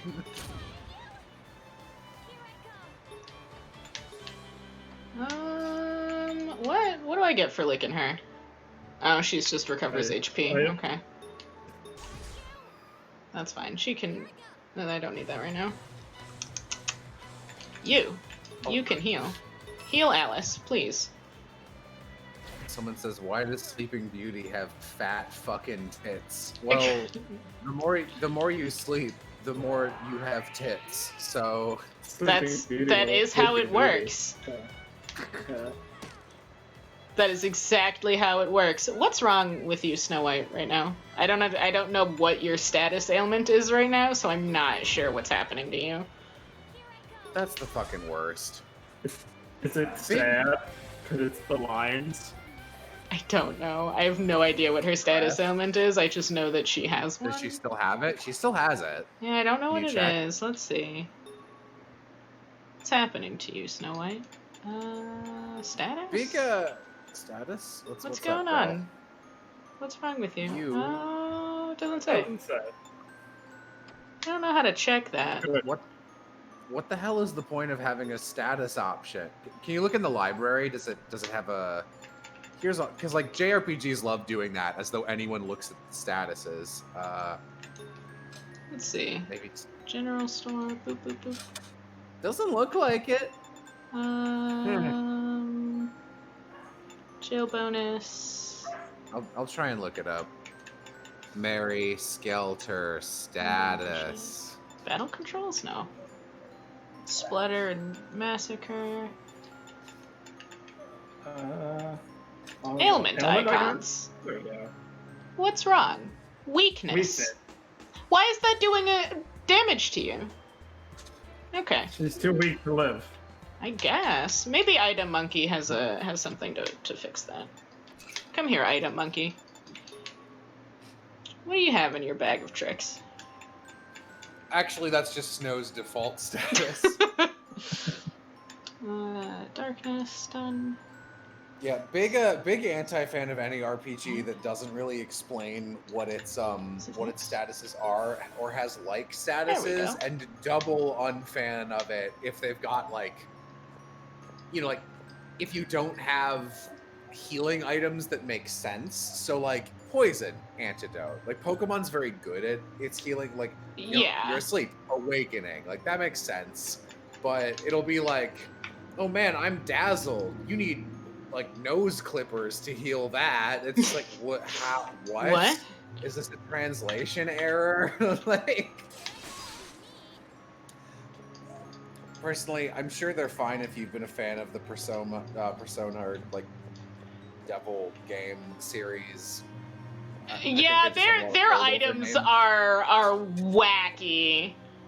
They're wacky and very Japanese and samey, and like I think I'm actually gonna go shopping to give my Item Monkey some items to use, because I've run out of like useful healing items, and these locks, I don't think they bleed because they are locks, and their defense is insane, and they do a lot of damage. So I need my Item Monkey to be able. Oh, actually, maybe we found enough things that it isn't. This game also like showers you in random healing items, so maybe we're fine. Never mind. That's nice use of your advice. gun. You have so much blood. Use it for what? Can't you shoot enemies to do damage? No. That's not what Jack is Jack here can't to hurt do. Oh, I thought he said that you could. Okay, I assumed that when he said I can destroy corruption, I figured that meant like he could also shoot enemies since they are made of this shit. And No, reduce no, them. absolutely Alright. not. You are overestimating Jack's capabilities. To assume that Jack you- can do things is a bold, At the very bold start, assumption. when you said like he'll get a little useful, I was kind of assuming you meant that he could do like a piddling amount of damage, which is more No. than 0. no, Motherfucker, water attack is the worst goddamn name for anything I've ever seen. Besides, I got mad about this during. We're the, actually gonna lick her because there's no. reason Finally. to. About time. Oh, you got plus, something. Yeah, if you lick. Whoa! Oh, here's Snow White. She gets a cute little apple spiral on her head, Oh, okay. and you get to like yeah. see her hair. It's a peeled apple in Yeah. full. All right. It's cute. Too When bad you she's said apple not. and I was on another tab and I clicked back, I was expecting like a little William Tell apple balanced on her head. But We're gonna do some heals. Here we go. is Thumbelina's massacre form just turning really tiny? Actually, I remember what hers is. Thumbelina is, I believe, she is like in age, I think, the oldest, but she's got the like, I am the oldest, but also small. She's the shortest, Yeah. but is technically the oldest of all of them. And she's also like, she's another sporty one, kind of like Red Riding Hood, but she's the like rough and sporty, like, I know I'm tiny, but don't call me cute, like that kinda, that's her.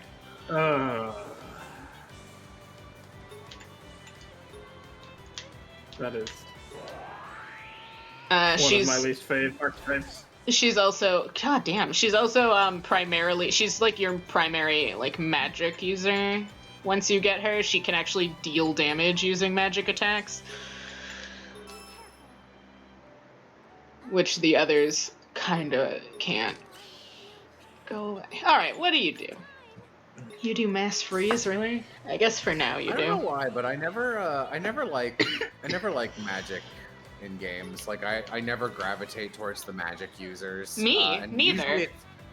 Usually it's because in the menu and like the menuing, it takes one more step to use a magical attack.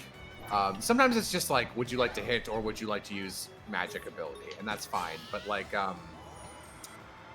in like the Kiseki games, oh, we got our jail bonus. We did. What are we gonna... You know what? Damn, that's not what I wanted. Alright, blood crystals are still useful, going though. for all enemies. Yeah, I wanted the one lock here to take unnecessary damage while it's dead, so we're fine. Alright, I need to go shopping, is what I need to do before we continue, because I think... Look how much blood there is on the walls. How exciting. Alright. Fuck, what was I'm gonna go shopping before we do, like, real progression. Not using trails. Oh, yeah. Trails has, like, your crafts, which are your special abilities that are unique to a person, and they also have arts, which is magic. And arts is an extra click at the very least in menuing, and it takes a long time to cast, so I never use arts. I hate using arts, because I am a mash attack, what is the dominant efficiency strategy gamer. So my kit will always be whatever kills mobs the fastest in one round, and then at least one white mage to keep the party up. Yeah, that's what I wanted to do. So when Austin was playing Skies of Arcadia, I was like, this is what you want to do every turn for the rest of your life. Unlock this move and then use that. The end. We'll get 2 of those. What play archetypes do you guys gravitate towards? Because I'm a big fan of white mages and like thief or assassin types. I really like. I guess technically the thief or assassin types, because I'm a fan of. Because there's, like, the way me personally will play, and then there are the characters that just, like, in general I tend to like more, and I tend to like the characters that are, like, designed to be speedy. Okay. Like, I like me some high speed fuckos, but if I am given the choice to, like, build my own bullshit, I will build everything I possibly can around... If the game gives me the option for, like, regen or health steal, 100%. Anyone who has regen or health steal is immediately my favorite, and no one can take them away from me. Yeah, that is my favorite form of, like, I tank by stealing health, and that's how I'm durable, and not because I'm actually durable. Mm-hmm. Depending on the game, if it's like, I don't know, Elder Scrolls, I usually do sneaky, stabby stealth, because you just get access to all of the money in the world that way. If it's more of an action game, I will usually go towards like a mage. Okay. Or like a support. If it's a multiplayer game, some kind of support class, like I like healer or bard kind of thing. But if it's TTRPGs, spellcasters are the bane of my existence because there is so much. Too much, absolutely too much.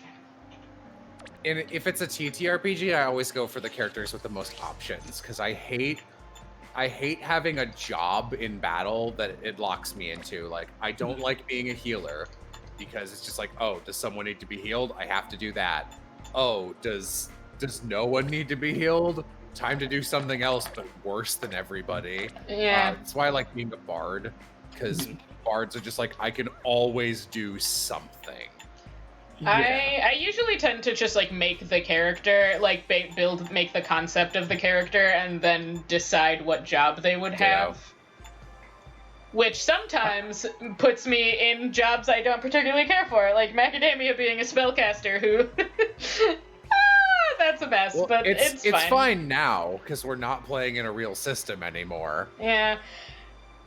That was one of the other reasons, like when Jay and I were like, we gotta talk to Keen and not do Starfinder, and he was very receptive to that, which is great.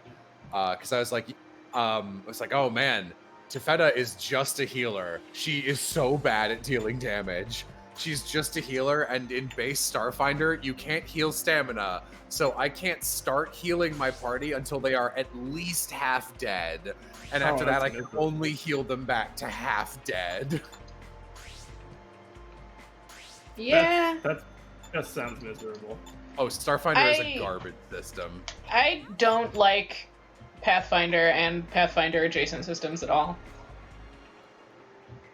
Pathfinder, I have at least had fun with. I don't like it, but I understand that it works because Paizo got to steal half of 3.5. Whereas when they had to make their own system with Starfinder, they just like tripped down the first stair and the flight and just went shit, fuck, the whole way down the run. And it's just I don't like the systems where your entire reward is based upon combat. I don't like it. I don't like the games where it's like, if your character is not kitted out for specifically combat, you're not going to have fun. You can't. You're not allowed to. I'm not a fan of those, because I don't like combat, like, at all. And then... I like combat if it's wacky. So, like, I think, conflict is the term that someone Oh, it's you again. He's back. Conflict is the term someone used, so that's why in the late game anime campaign, instead of going, I wonder if I can take this asshole. Oh, I'm gonna fight him. Boy. I'm gonna fight him. Well, yeah. I'm gonna fight him. Let's create some blood first. Oh, this is the combat's turn. Okay. Yeah. The combats with them are different. What is does the distance have anything to do with them? Yes. You can fight different parts. Well, because if you haven't destroyed the core of an area, then they can't be killed. They can just, like, you can pick apart, you can destroy the parts of them, and they will fuck off for a little bit. But they are also big, scary boss monsters, so essentially you can get yourself in a fight with the boss of the level whenever you fucking want. Whether or not you can win that fight is a totally different story. That's fun. So, what... The first area we were in was clearly Alice in Wonderland. You get the fuck out of here. Oh, Jesus Christ! Okay, bye! We tried, y'all. Never mind, I can't. Looks like it's time for Sleeping Beauty to live up to her names. No! Oh, shit! Okay. Shit. We're fine. We're gonna start a battle and run. Run, Jack! Oh, God, we can't go anywhere. We're trapped. Are you dead? Yeah, we're trapped. No, run away and use a rabbit hole. Oh no, I can't drop a rabbit hole when I'm stuck. When you can't drop a rabbit hole when you're fighting the boss. When he has you. Can you not run through him? No, he is just an obstacle. Yeah, but that's all right. We've saved very recently. I knew this was gonna happen, which is why I was like, you know what? Let's see how it goes. So, the first area was Alice in Wonderland. Where are we now? Is it still Alice in Wonderland? No, we are in what is referred to as the graveyard, and I believe it is Snow White. Okay. Because I was trying to figure out what this thing was based on, but nothing appeared. Absolutely nothing.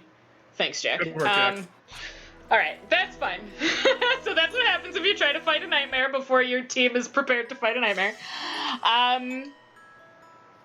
Does, like, killing the core also weaken it? I actually don't know. I don't know if its stats are changed. All I know is that it becomes defeatable if you kill the core. All right. See, because, like, these guys here are the Oh, actually, Oh, when that's right. was the last time I saved is the question. It doesn't matter. We're fine. Not much ground has been lost.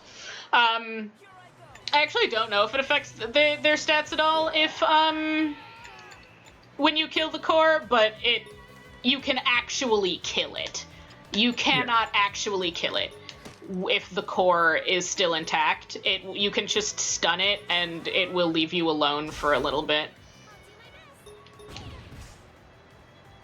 Ooh, Alice.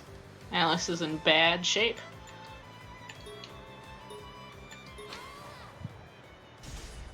So, proving to everyone. Oh, oops. I didn't just made blood. That's fine. We'll be fine, I say, starting a fight with the boss monster again. So that was me proving that I'm not being a pansy by running away from the boss monster and not fighting it head on. Please don't go nuts. You didn't. You're fine. Yay. Kill that flower. Thank you. Yeah, the boss monster is scary. I think I have to go shopping again, though, because I think my dumbass didn't actually save when I should have. Or maybe I did. Maybe I'm fine. I don't actually know where I am. I don't recognize this map. Or maybe I do. I don't know. We'll find out together. Oh, prison key 4. Yeah, alright. I'm gonna have to go shopping again. But that's okay. It's actually pretty easy to make up progress in this game. This game isn't really a slog too much. Like, it's pretty fast-paced. At least I think so. And it doesn't demand too much grinding. Why is that frog in jail? What did he do? What are his crimes? He was a frog. Frogs go to frog jail. Thunk. I like this battle theme an unreasonable amount, and that startles me. The music in Mary Skelter, I think, is pretty good. Every once in a while, because I also have spoken. At some point, it was back at Scrub Castle when Jay was like, "Hey guys, I'm looking for things to use music from. Can you send me some things?" I had to be like, "Now hear me out." Now hear me out. Mary Skelter. And Jay has on more than one occasion been like, "Don't narc on me, I'm using Mary Skelter music for this scene." And I'm like, yes, good. She just narked on him. I did just narc on him. You'll never know Wow. where. Or maybe you will. I don't know. I will, because I played Mary Skelter. You have played Mary Skelter. Well, then you would know either way. True. And I would know the source then. I would never recommend Mary Skelter to Jay. Alright, we're gonna do exactly what we did last time. He's here. Goodbye. Run to a different hallway. You're gonna go right downstairs, buddy. Bye. Alright. I'm gonna save at that rabbit hole and go shopping again. And then I'll... can I? Oh, actually, I should get that, I think there's like a little teleport point that's actually pretty close to the front of here, if I remember properly. Yep, there it is. I want this. Thank you.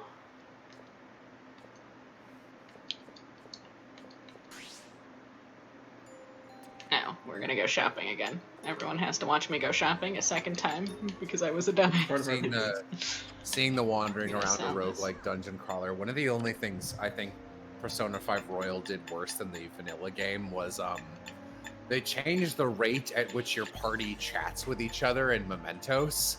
And they did it, I think they lessened it.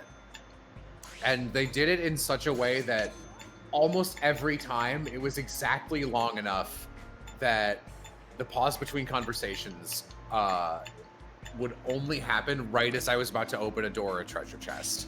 So no. it would stop every single time, which was pretty annoying. Like, the dialogue's not that charming because it's not localized very well, but Oh, that's unfortunate.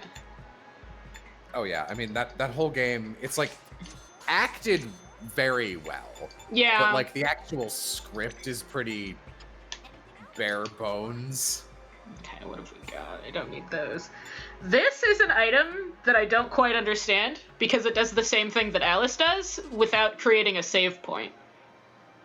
What if you don't want to spend Don't your you one wanna MP? spend- Don't you want to spend half 1,000 gold?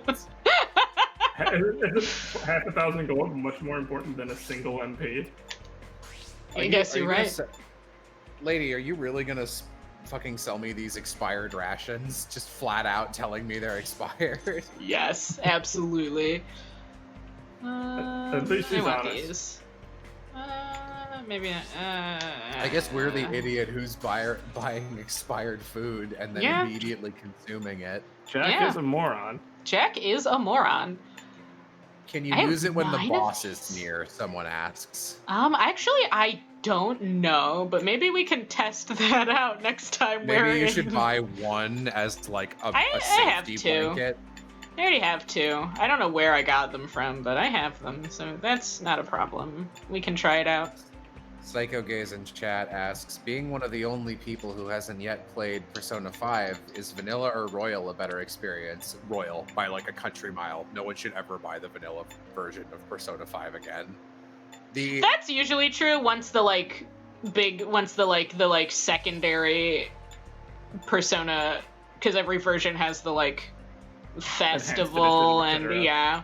There's no reason to buy the base one after the second edition comes out. Yeah, the Royal is like strictly gameplay improvements all over. I think it fucks up some things aesthetically. Like it adds this the new 9th palace they add has this sort of rainbow Tiffany stained glass vibe to it, which is cool. And they try and kind of backport that aesthetic into the rest of the game. So now Ugh. LeBlanc, the cafe, has these little lamps that glow like that. And that might be the only example I can think of where it's like, that looks cool. I'm glad they put that there. And everywhere else I was like, this game looked better when it was black and white and red all over. And adding rainbow into that mix is a little strange. But that's a nitpicky, I'm a graphic designer kind of thing. And if you don't know the difference, you won't notice it. Every other, I literally, for just me, wrote out like a 7-page comparison of why Royal is better. I was just like, here's all the differences I could find. Ding, ding, ding, ding, ding. Actually, Royal also I can do while adds I'm here.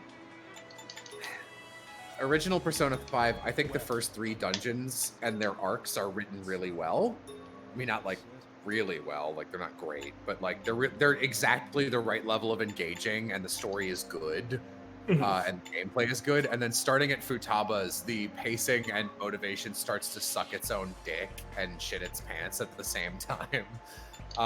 And then it stays bad to different degrees for the rest of the game in the vanilla. But then in Royal, they add a new month of the game and a new dungeon and a new bad guy, and the writing decides to get good again, which is really nice.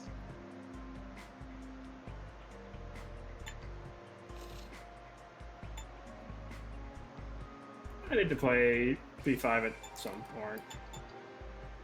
Eventually. Someday. Someday. It's like someday I'll get back to regular SMT. I need to finish Digital Devil Saga.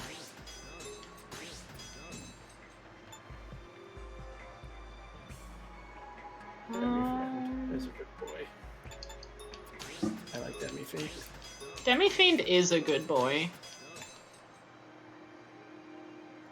So what is the men's stat? I'm gonna be real, I don't know.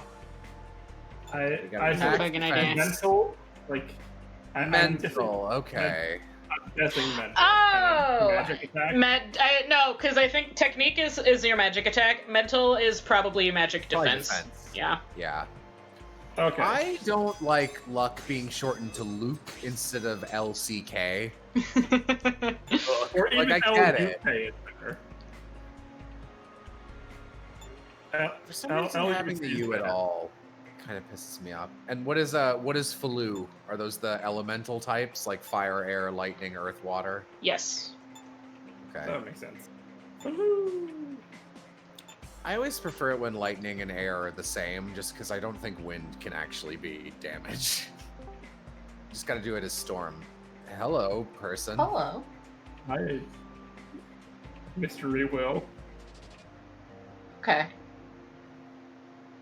I'm not sure why Isn't Mystery it- Will is here. Isn't that Will's, like, streaming Other setup computer. for... Yeah. There it All goes. right. Yeah. There it Get goes. us out of here. I'm assuming Fuck it off, was Mystery Will. probably... What I'm going to assume is it was still in the chat when he turned off that computer, and when he... Yeah, you're probably right. And then it popped into existence just now. I don't mind wind being there. I appreciate that SMT renamed it to Force to make it sound like something that can do anything. It's more about physicality or whatever. Yeah. Besides. Alright, we're good here. Goodbye. I guess I just I don't quite think that I like having like Storm as a collective of those two because like it doesn't bother me that much when they're separated, but Wind doesn't quite have. Wind is very varied if you're making it like all weather, but it doesn't really have that punch. Whereas Lightning is only the punch with no variety. So Well, if you like- combine them, it fixes both problems. I mean, I guess I kind of get it, because especially in, like, I guess in games like SMT and this one, where there are, like, different character types, and one of those enemy types is bird, then, like, it makes sense, 'cause if you're gonna throw wind at a bird. I like that phrase. Throw wind at a bird. Wind and a bird. Yeah. Okay, my mom got back to me when I said, what does the pet name Chach mean? And I was like, is it spelled this way? C-H-A-C-H. And my mom says, I think that's how you spell it. I never actually write it. It's shortened from Cha-Cha Head. Dad wants to think about a minute so he can try to remember. Cha-Cha Head? What? Wait a minute, what? That is... What? There are many things I was prepared for that to be. That is not anywhere near one of them. That Me is, neither. I would never have guessed that in a million years. Why did I not someone upgrade said- those? I probably couldn't. Someone says, Jello, you'll shape the future of my wallet. How good is this game? If you're talking about Persona 5, if you like JRPGs, I think Royal is a good purchase. It's an over 100 hours game, and it's probably like $60. 70 It sure is an most. Atlas game, so get fucking ready. Like that's like what, like 60 cents per hour you play it. I think that's a great deal. And it's fun. It's a good game. It's just that I think the strongest part of the game is the first 30 hours. And going into it knowing that, I think helps the experience. If you're asking, what do I think of this game that I'm watching people play? I mean, I wouldn't buy it, but like, I would never ask anyone to buy this game. it looks fine. This, like, I wouldn't mind this if I was in like a doctor's waiting room and I had a Vita that wasn't mine and this was the only thing on it. And no one could look at the screen and see what you're playing. Yeah, no one can fucking watch you too closely. So why is this doll different? Is this a recolor already? It's a mage doll. All right, well, it's dead. Who cares? Yeah, so my like actually biggest complaint about this game is I guess it's pretty minor, is that new enemy types per area are few and far between. They just kind of like recolor the ones to be like, oh, this is a different color, so assume that it is stronger, which is fine. I just would prefer, I'm me, and would prefer to see a larger An actual new design. Yeah, that's pretty fucking array lazy. of monster designs. I don't think I've ever seen a game pull the more powerful recolor in the same area as the original recolor. True. Yeah. Yeah. It's, Mary Skelter's a unique beast. It yes. It is. It's a... Go away. Leave me alone. Thank you. Alright. I need you. Boop. Thanks, Sleepy. Fire. She's so cute. She's so cute and tired, and I love her. Okay, we're gonna put a rabbit hole. She'll use it now. Use it at this point. She will. I like how it's like, oh, we placed it at this point, X and Y coordinates. It's like, why do you think I would know that? It doesn't matter. It literally doesn't matter. Also Please. good timing with that rabbit hole, I guess. Oh God, where are you? Where are you? Oh! Hi! Don't Bye! go down the same hallway again. Wiggly Man, save us. Wiggly man, please. Okay, run. Oh, please leave me alone. Alright, we're good. You got some warm milk somehow. I got some warm milk? How did you get warm milk? That's what it said at the bottom of the screen. You found Oh. warm milk. I didn't even notice. Good. Okay. Sweet. I'm so glad for the warm milk that came from running away from a demon. This milk warms the cockles So of your here's a fun thing that can happen when you're running away from the nightmare. You can get stuck in a combat, and he will very slowly encroach. Like, he will appear as a turn. He'll get a turn up in the turn order, and it will very slowly get closer to you. Oh, that's terrifying. And he can join your combat. Which is awful. They are surprisingly stressful. You. Get killed. We need to hose down Sleepy. But dude, That raises more questions than it answers. what does? Sorry, I was doing voice chat to my parents. I responded with Cha-Cha Head, and my mom said, I don't know. Then Dad also said there's Cha-Cha Boomba, which refers to butt, apparently, we realized today, not a vagina, as Aaron thought, which, Aaron is my sister. I don't know. Oh, that's a lot to unpack. I like that everyone is baffled by this. Heal Sleepy for me, please. Pet names are a bit of a rabbit hole, says my mom. Okay, so I guess instead of thinking this is something stemming from the Chicagoland area or something stemming from something else, I think this is a case of, what's that term when two different animals in two different parts of the earth evolve the same way, even though they're not related? I think it was just two different couples that happened to use Chotch as a... Yeah. Oh, Alice. How's everyone's health looking? I probably don't need that. But everything is HP. So, Until end, let's do that. Let's just do that. There we go. Yeah, I mean, that helps. Sure. Works. I'm just all about that sustainability. It doesn't there's matter gotta be a what better anyone does to thing me if to I do. don't, if I can't die. There's gotta be something better to give Alice than water attack. Eventually, because one of the things about this game is that at some point, if you have enough points to spend, you can basically make them whatever you want at some point. Because like as you buy their skills, you can just like I think Alice. If I recall, Alice essentially, you can. In between Alice and Snow White, I think those are the two that you can they can learn any number of elemental skills. I should probably actually check to see if I can grab any of these girls some new skills, honestly. Because I haven't given Alice or Red anything since I got them. They could probably benefit. Man, I just like... I am not a fan of when a game is like... This is a very personal thing. It's not actually a mark on the game, but I don't like it when games offer a level of customizability to a character that has stats that are specifically good for one thing. So like when like Fire Emblem Awakening is like, you can reclass your characters into whatever you want. It's like, no game, that's your job. You're the one who's supposed to balance the characters. Okay, so I was actually talking to Jay about, because I brought this up to him, and he brought up the same thing. This game is actually pretty interesting as far as like how you can change their layout, because you can change their D&D class.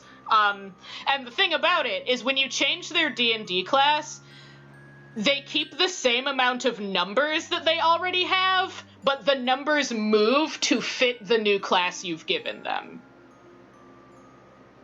So if you were... I mean, so it's kind of anyone can be anything and they're all equally kind good at it? of, not really, because each girl only has a certain type of, like, a specific set of classes they can take. Like, Alice can't become that's what a healer. Awakening does. Like, the stats change a little bit, but like, if that's the case, then why have this many party members in general? I guess. Well, yeah, you kind of run into that, because, like, Sleeping Beauty is, like, your archer. She is your archer, and you can turn her into a sniper. But then later you get Kaguya, who just is a sniper already. But I guess you can circumvent that by just not turning Sleepy into an archer, into a sniper to begin with.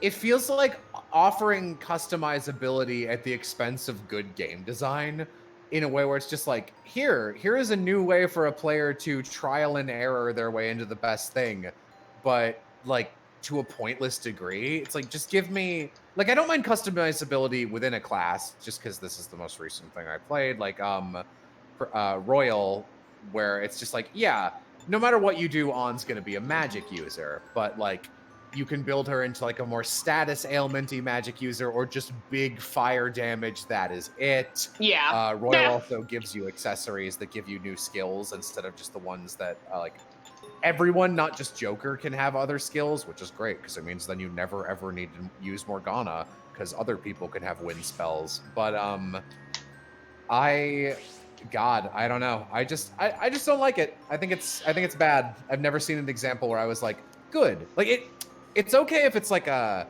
Final Fantasy 5 type game where it's just like anyone can have any job, because that's more about leveling job systems rather than here is a character. Like, that's just make your party, whereas this is, we are starting you with a party and they all have a class, but you can change it if you want. It's like, I would rather you just give me set classes that are all built to do a thing, and then I pick from the ones you give me, and the customizability is me making my own party, not me doing that, and then on top of it going, well, I don't want, like, I'll make everyone an archer. Like, I don't know, it's just weird.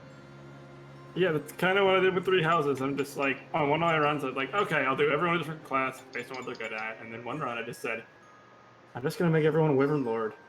What if I just do that? What if everyone is Wyvern Lord? And has a dragon and murders everything, and it just made the game so much easier, and I got it done. I got it the fuck out of the way. Didn't have to play it anymore. You were free. So Fire Emblem Awakening. Yeah, I don't like that Awakening has. I don't like second seals. I don't think you should be able to change a class, in a Fire Emblem game, especially, because like every Fire Emblem game, you'll just find the dominant strategy and be like, I like Pegasus Knights. I now have 9 of them. That's just like, I don't know. I'd rather the game go, all right, because here's the thing. If a game designer starts with like, here are X number of things, and I know exactly when you're going to have them at what point in the game, they can design the game around that, and they can QA test that. So they can properly balance a game, and they can do things that are like trickier. It's like, all right, well, the player can only possibly have 2 Pegasus Knights here, which wouldn't be enough to overcome this archery defense. So they'll have to do something else. What do they have here? Well, by this point in the game, they have 2 knights and 1 archer and 1 healer or whatever. And you can design a game from there, and it will be tighter. Whereas if you can second seal everything, then like, fuck, dude, all bets are off, and it's just like, well, are they strong? Did they do something? I don't know. I've never seen a game where I was like, I'm glad this is an option. Yeah. That's fair. I don't think I've ever actually been too... But I don't really play a lot of RPGs, honestly, so I guess I haven't come up against it that much to be, like, bothered by it. I don't mind it here, because it's not like Alice can't be a healer. She can be a tank, or, like, you can decide whether or not you want her to do damage or be defensive, and that's basically your options. But you can't make her a healer. She can't even learn healing abilities under any of her classes. And I Yeah. Don't mind that too much. What I don't like, I like this version of, like, if you're going to be able to change people's classes and, like, move them around the way you want. I prefer this version of it than, like, I don't like games, like, I get taken out of games pretty immediately, like, these are probably going to get people to fuss at me, but I don't like games like Etrian Odyssey and Disgaea that don't give you characters, they just give you units that, like, don't matter and aren't people. I don't either. So I like this game because it gives you characters, and I don't really mind that you can change them around as if they were units. Like, I don't care about that because I care more about the fact that I've been given characters. Here's kind of my asterisk for that, and I'm going to use Final Fantasy V as the example again. So this game has, what, like maybe 9 party members by the end of it? Like a lot of them. A few. It's got more than 4.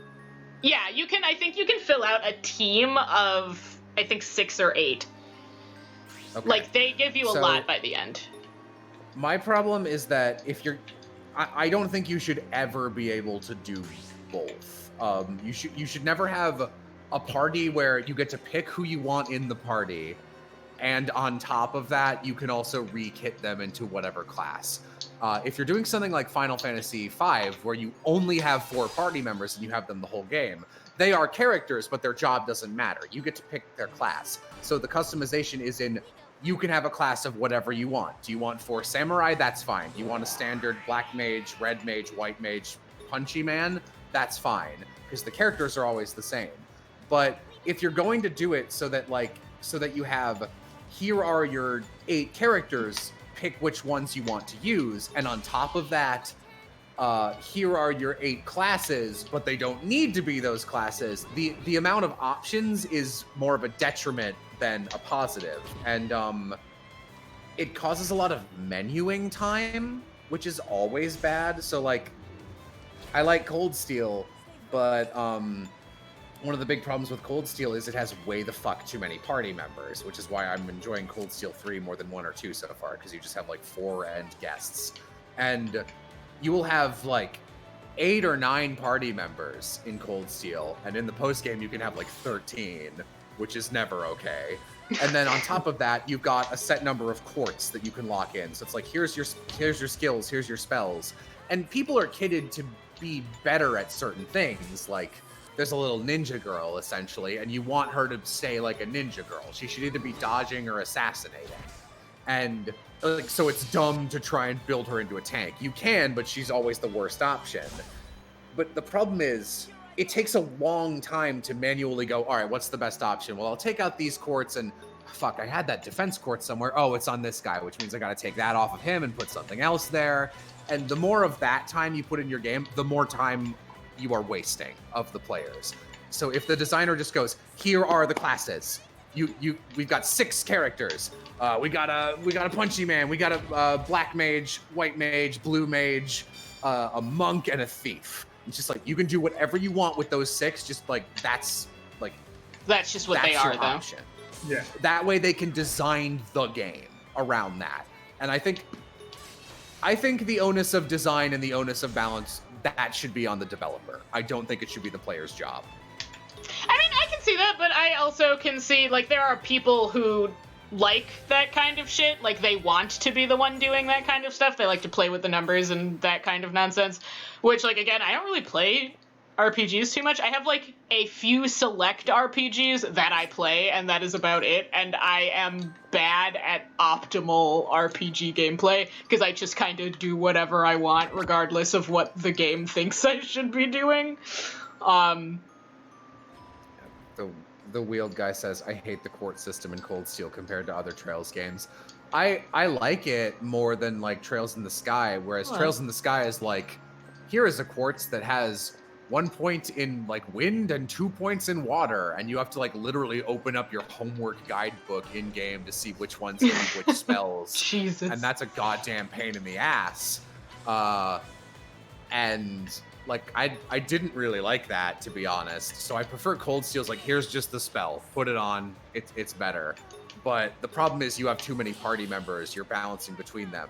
And especially in Cold Steel 2, it'll be like, this dungeon forces you to bring a character you hate in there. And within that dungeon, there's a treasure chest that can only be opened if you have 2 characters you never use with you. So it's like, well, fuck, man. Now I gotta leave the dungeon and re-kit, like, these 2 characters. And they both have 6 slots, and I gotta undo 2 of my other characters if I want the good slots. It can be like a 20-minute process for one fight. It's such a waste of time. If the game had a set group of 4 people, it wouldn't be an issue. Thoughts on Let's Make an X for an RPG series? RPGs are too, like, I don't know. I'd rather just make my own. And varied. There's like a lot of things that different people like, dislike, etc., etc. I agree with you. I think if you have that many characters in a game, give them an assigned role. Don't make it be a choose whatever you want. Baby them. They could do anything. It gets excessive. But if it's a game where you only have like 40 party members, that's fine. Yeah, I very much enjoy. I like it when you have like a set number of party members who all have a very specific niche they fill, and then within that there's a little bit of variation. So like, you know, this guy's obviously like your main character, and you could probably kit a main character in a JRPG to do like big physical damage or big magic, or like maybe you can kit them into your healer or whatever. Make your MC. You can make your main character flexible if you want it. Yeah, like you can kind of like, how do I describe this? Like they all go off in a direction, like a big main road, and then you can kind of tilt it off into separate alleyways. Like I want them to be based on just big damage all the time, or maybe I can make them high on crits. Like in Cold Steel, your main character Reen, his thing is he essentially can attack fast, and he's good at impeding other enemies to prevent them from attacking, and he is good at gathering more special points, so your characters can do more shit, essentially. So you can reasonably, you could build Reen as just a punchy guy. When I played, I built him as a dodge master, so his evasion was like 70, and I gave him a thing that always made him counterattack if he dodged, so his damage output was based on dodging, but he's still the same class, if that makes sense. Like, classes with little options, and the options should come from what items they have equipped. That's what I like. Persona 5 kind of works that way. Your characters, they get skills, so like, this is not the best example because I think there's an objective better option here, but Haru in Persona 5, she comes out as having psychic damage or psychokinesis, but actually she's bad at that. You really don't want to do that because she's more physical and her magic's pretty bad. So what Haru's actually supposed to be is she has reflect abilities, and she's like a weird off barrier mage. And then later in the game, she gets really good gun damage. Like everyone in late game gets abilities like do 25 and then 50% more fire damage or lightning damage, and they don't stack. Haru's the only party member who gets 25% and 50% more gun damage, and those do stack, and she has gun abilities. So secretly, you want to build Haru into a gun crit monster, and you can do that because it's within her kit. I wish they were more upfront about that, but like that's what I'm talking about. Mm-hmm. When it's all on the player and they have customization. Some people will like that, but usually, in my experience, the people who are into that are min-maxing assholes who are like, well, if you know what to do, you can make them a game-busting whatever. It's like, motherfucker, I don't want to. I don't want to do that. Let me do that for, like, New Game Plus. Yeah. If I want to play through the game, you're like, now I just want to choose the game and see how stupid I can be. The Wheeled Guy asked, did they fix her? I assume you mean Haru and Royal. Haru wasn't broken in Royal, she's just bad until the last quarter of the game. And she's kind of the same in this game, but there is an additional, like, 10, 15 hours of gameplay after that, so she's better for longer. I used Haru in both of my runs.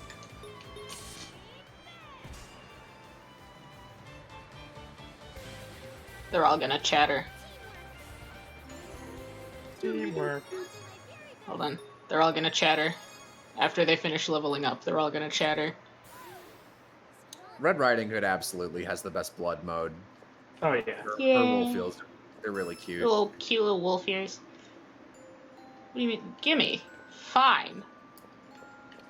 I really like the idea of Snow White as like a poison alchemist. That's an interesting concept. I wouldn't have thought of that. Too bad she's...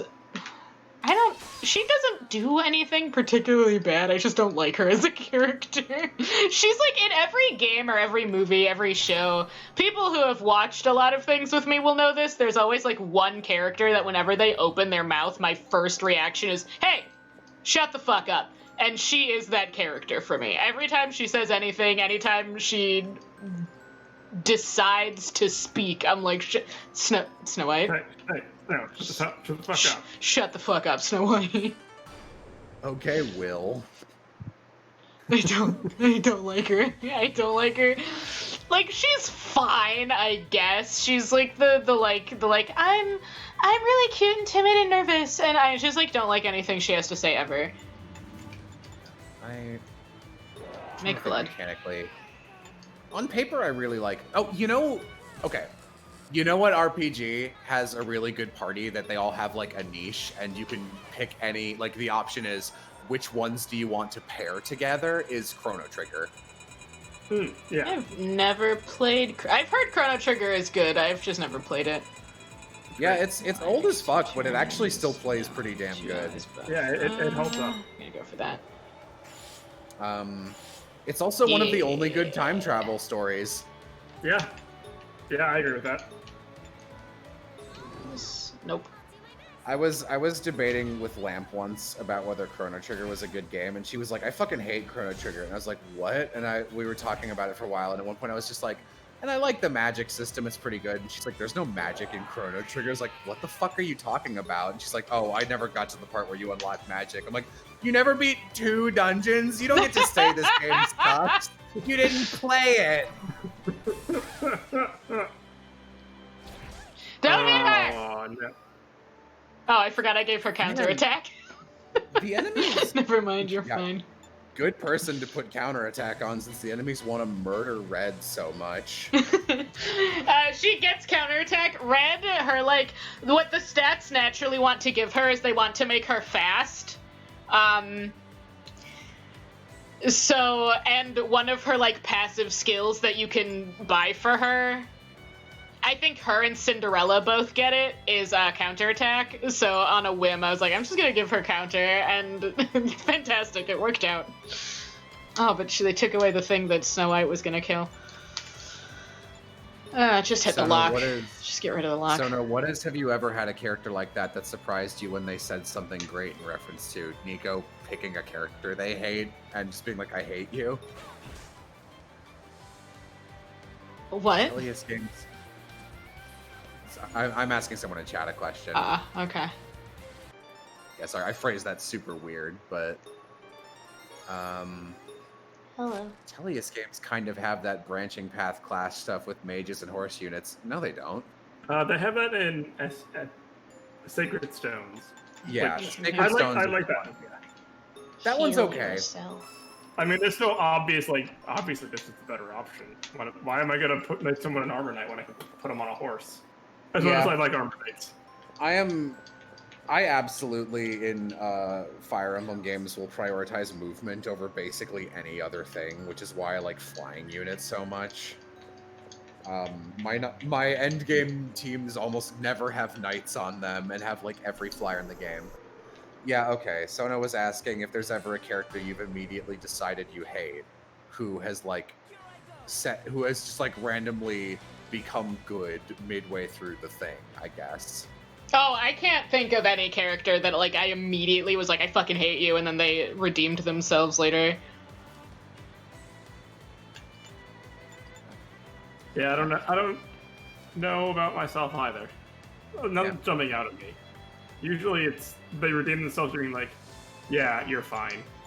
I have one, which is in the JRPG The Last Story, which has a terrible story but is fun to play.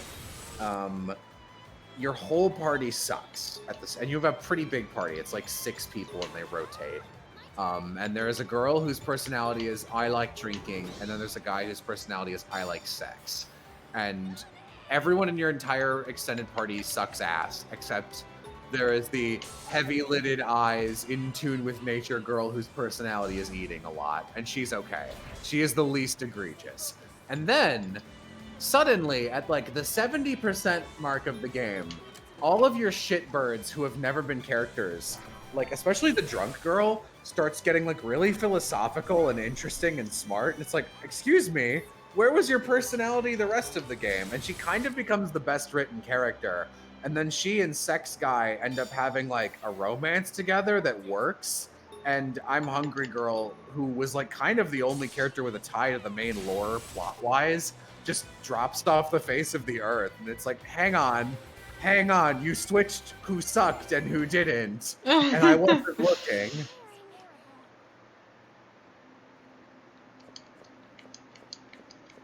Yeah, I can't think of anyone that I like started out and was like, fuck you, and at any point was like, no, you're fine. Usually the ones who I start at who are like, I can't stand you, you need to go away, remain that way the whole time. Sleep bonus? What did I get? Oh no, I think you might have an okay time with the last story, but if I'm like imagining your takes on it through comics, I feel like you'd hate everybody. Was last story for the Switch? The Wii, that's right. I think I picked it up at one point, and it's one of the games I had for a week and then forgot about. I don't think I actually gave it enough of a chance.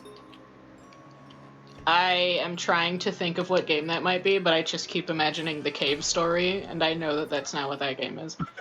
It is not Cave Story, no. Yeah, I wish it was Cave Story. Last Story is just an insanely generic RPG with some like I bet at the time it was one of the earliest, like, you know how nowadays with like Final Fantasy and shit, they're making all like, it's not turn-based anymore, it's like action JRPGs. Which I have to say I wildly prefer. There are very few, like this is one of them. Mary Skelter and the Shin Megami games are the only exceptions that I can think of, but for the most part I used to really like turn-based RPGs, and then one day I was like, wow, I hate this, I can't do this anymore, and then just like, I'm not a huge fan, don't like them very much anymore. Yeah, Last Story was one of the first major action JRPGs, and it did it pretty good. I don't like action RPGs if they have a menuing while action RPGing component. So, like, Kingdom Hearts spellcasting, fucking impossible for me. It's like, I just despise that shit. See, I don't mind them. One of my favorite entry in the Shin Megami series is the Devil Summoner games, which has a, like, it's non-turn-based combat with a menu in it, and I think they do it pretty well, but I'm also not bothered by it. I don't know. I also have a lot of games. Doesn't time stop when you're casting? Or like you're selecting a spell? People talking about. I think so. I think it's like you don't have to fly through the menus While trying to run around and not get hit. while trying to tell your demons to do things. I've seen it done to different degrees, and sometimes it works and flows really well, but like if it doesn't work, it's really frustrating. I think Devil Summoners did it really well, but I'm also biased towards SMT. Like, I'm pretty sure SMT could piss into my bed, and I'd still be like, these games are great. Because Someone says I'm beginning to notice how much Jello loads menus as a whole. I am a fucking efficiency addict. So if you are gonna make me do an action 1,000 times in your game, you better fucking make sure, like, if you can have it done in 2 button presses instead of 3, fucking do it. Anytime wasted menuing is bad game design. I think that is a like hard and fast rule. Like, I'm glad most new games I'm playing have like RPGs like this have just an auto heal button where it'll just be like, look, we're just gonna drain an average amount of your mana and heal all your characters. It's like, great, I was gonna do that anyway through menus, but now it's 2 buttons instead of 7. That type of shit. It's a big deal to me. Also, people are talking about Last Story. Last Story is the only RPG I've ever played where it was a JRPG where I hated the first 4 hours and stuck with it and liked the rest of the game. I can pretty much always gauge how much I'm gonna like an RPG from the opening because it's usually like one of my favorite parts. Last Story is crap and the lore is bad and the world is bad and the characters are bad, but I kind of enjoyed how generic it was, especially because at the time, in the way that like Jay hates BioShock because it's BioShock Infinite, because it's an awful racist story that says nothing, and people were like, wow, it really knows how to talk about these topics and it's so deep. Meanwhile, it's actually bad at that, and Jay was there flailing his arms. The Last Story is a game that every review I saw, that's a weird thing to hit with an arrow. It's like a big button. I don't know. It's a button. The Last Story is a game I saw. People were like, "It's a masterpiece of storytelling." And it's just the most generic. Like the way I describe it is, there are 5 villains who I would say are the principal villains in that game. They're not like a villain squad. There are just 5 separate characters, and I was just like, these 5. And like 30% of the way into the game, I was like, these 5 characters are the villains, and I bet they will beat me. Like they will become villains in this order, and I was right. And it's like exactly an RPG. Like you get to this island and you're a group of mercenaries and everyone hates mercenaries and treats them like dogs and they literally never explain why. And it's just like, we want to be knights, and then all the knights are corrupt. You know, it's like they're all jerks and they beat up the innocent people because they're knights, and it's like, cool storytelling. That is not a good one to land on. I'm sorry. And you know, like you're in the town square, and this mysterious waif in like a cloak is just like giving this little girl an apple, and a town guard is like, "You can't take that apple. You need to pay for it." She's like, "Why? I don't understand money." And she's got like a posh accent, and you immediately are just like, "Oh, is this girl the secret princess?" I mean, they wouldn't be that obvious about it, and she's just Princess Jasmining, but it's just like, well, wait, you're the princess, and then you go to the castle, and your character is obviously starting to fall in love with her, and she's like, but I can't, I have my own fiance, and he walks on screen, and he's the best character in the game. His name's Geralt. You would love Geralt, Nico. He's a shit boy. Geralt is the exact combination of, like, if you and Civ made a character together. Oh, interesting combination. He walks on screen, just like, Zale, hello, I hate you and I'm going to murder you. It's every beat you would expect in every direction. There are no surprises in the Last Story. And every review I read when it came out was just like, beautifully written. Callista is an interesting deconstruction of the boring princess trope because she is a boring princess. I was like, wait, is that your thesis? Yes, I am stupid and shouldn't be writing game reviews. Some boring princesses become more than that. She breaks the trope by staying that and being all... like, legitimately, like, non-ironically, people would write that in their reviews, not as a joke. And, bye, Scyther. And I just had to live with that, and I was the only one online who thought it was terribly written for, like, years. Here you go. That's him. Excuse you, the surprise was that the drunk lady got interesting. It's not a surprise to refuse to write a character until the 95% mark. There are good characters in the Last Story, but none of them are party members. Isn't that the worst? My favorite thing about the Last Story is it's so bad and generic for like the first 4 hours. And then you get jailed because like you get blamed for something and the guards throw you in prison or whatever, you know, the exact story beats you'd expect. And it's been a very straight-laced story. And you meet this like inventor guy who's in prison. He's just like, hello, I've been digging this tunnel and we're going to get out and you can come with me. But you can only come with if you help me. My wife has been kidnapped by a vampire. What? There are vampires in this game? Yes. She went to the old mansion at the edge of town and got kidnapped by Nosferatu. Will you help me out? I guess we will. Oh, thank you. And you go, and it becomes Scooby-Doo. Like, just like dead serious, boring RPG. And then you go into a mansion, and there is a giant vampire who looks like a floating golden sarcophagus. And Looney Tunes style, your whole party gets got and thrown into cartoon coffins elsewhere in the mansion. And it's like, wait, am I playing the same game? And then sometimes it gets very silly. Yeah. It has good music, though.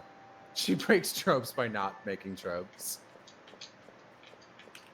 Yeah, when I was just looking at Blaster Red, Well- the soundtrack was by Uematsu, so I was Alright, assuming you know what, it it's had fine. at least We'll- decent soundtrack. I'm gonna grab this. It becomes Thank you. Scooby-Doo. No wonder you started liking it. If you want me to like your game, then just throw a stupid mansion with ghosts in it, and I'll probably get into it. And if that doesn't grab me, then nothing will work. Then you did it wrong. Oh yeah, it's about 7, so I think pretty soon we'll start wrapping up. But Okay. I'm waiting for Austin and Aram to hop on because I believe they stream Trails in the Sky every Monday, and I want to be there for that because they're just getting to my favorite part of that game, and I'll probably rate it. But until then, got maybe like 20 more minutes. All right. Sorry, God, that really is Scyther. Yeah. I guess it doesn't have the sides. I'm gonna hose down Sleepy. There you go. I'm a little disappointed you're still in this area. The areas are pretty, like, it's a dungeon crawler, so the areas are pretty like sprawling.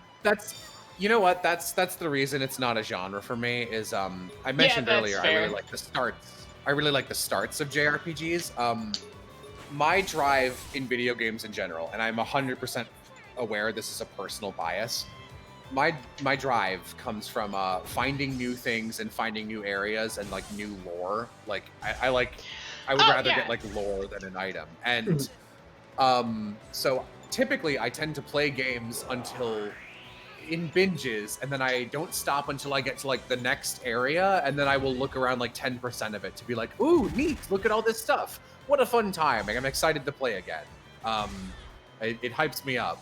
So dungeon crawlers are so long in the same area that even if the gameplay is fun, it's just like I've seen this. That's I've been fair. here. I have sort of the same thing, but without being bothered by being in an area for a long time, because I love finding lore, characters, like all of that, like learning about the world. But I also really like exploring a map, like Collectathon.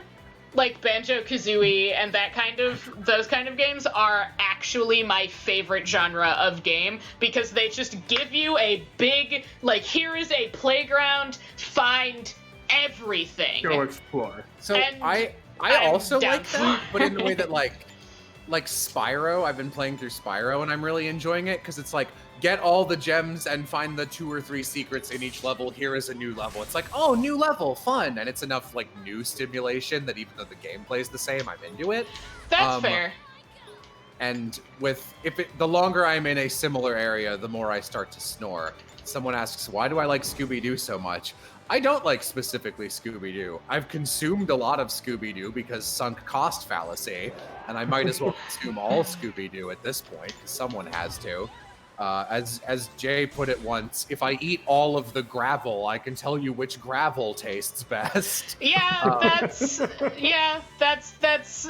how he has similarly described my love of consuming as much fucking garbage content as bad. possible. Yeah. Yeah, That you is- and J-Man are super-powered garbage disposals. I love bad content. I But bought this game why I like because I was Scooby-Doo- ready for bad content. I don't like Scooby-Doo specifically. I like spooky. So like I love Luigi's Mansion. I was having a really fun time with the first part Luigi's of the Mansion second is just a good game. The first one's great. I was so disappointed when the second one's got way more cartoony and less about exploring a goofy mansion. Yeah, where it's just like, what that is got me too. Yeah, I love exploration. And I love mansions. I like ghosts as like I think Ghost is a really fun aesthetic, and I happen to like mysteries and spooky themes, but not horror.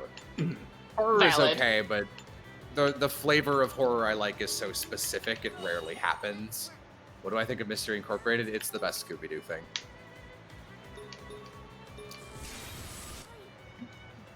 See, I'm a fairly patient person. Like, it takes a long time for me to finally be like, no, this is bad, I hate it. So as long as there is something to explore, I don't really care how long you're in one. I don't care how big the map is. As long as there is shit in the map, I don't give a shit.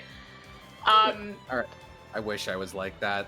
I'm exceedingly impatient in every regard. It's one of the reasons I always sound condescending towards everything. I expect things to be good all the time and that people put in a fuck ton of thought into all of the steps of them, because that's what I do and that's what I expect other people to do, which is unfair. And if an area goes on for too long, it like, oh my god, it drives me up a fucking wall. Yeah, I don't mind. As long if the area is gigantic and I'm there for a long time, the only thing that will get me is if I'm like, I'm in this gigantic area and there ain't shit here. Why is this area so big if you've placed nothing inside of it? Yeah. You don't like half of Breath of the Wild? I haven't played Breath of the Wild. I haven't played any Zelda games. Oh no! No! Oh god. I didn't hose her down! Oh no, it's Snow. What will she do? I mean, not much. Can honestly, you let's just be real. escape?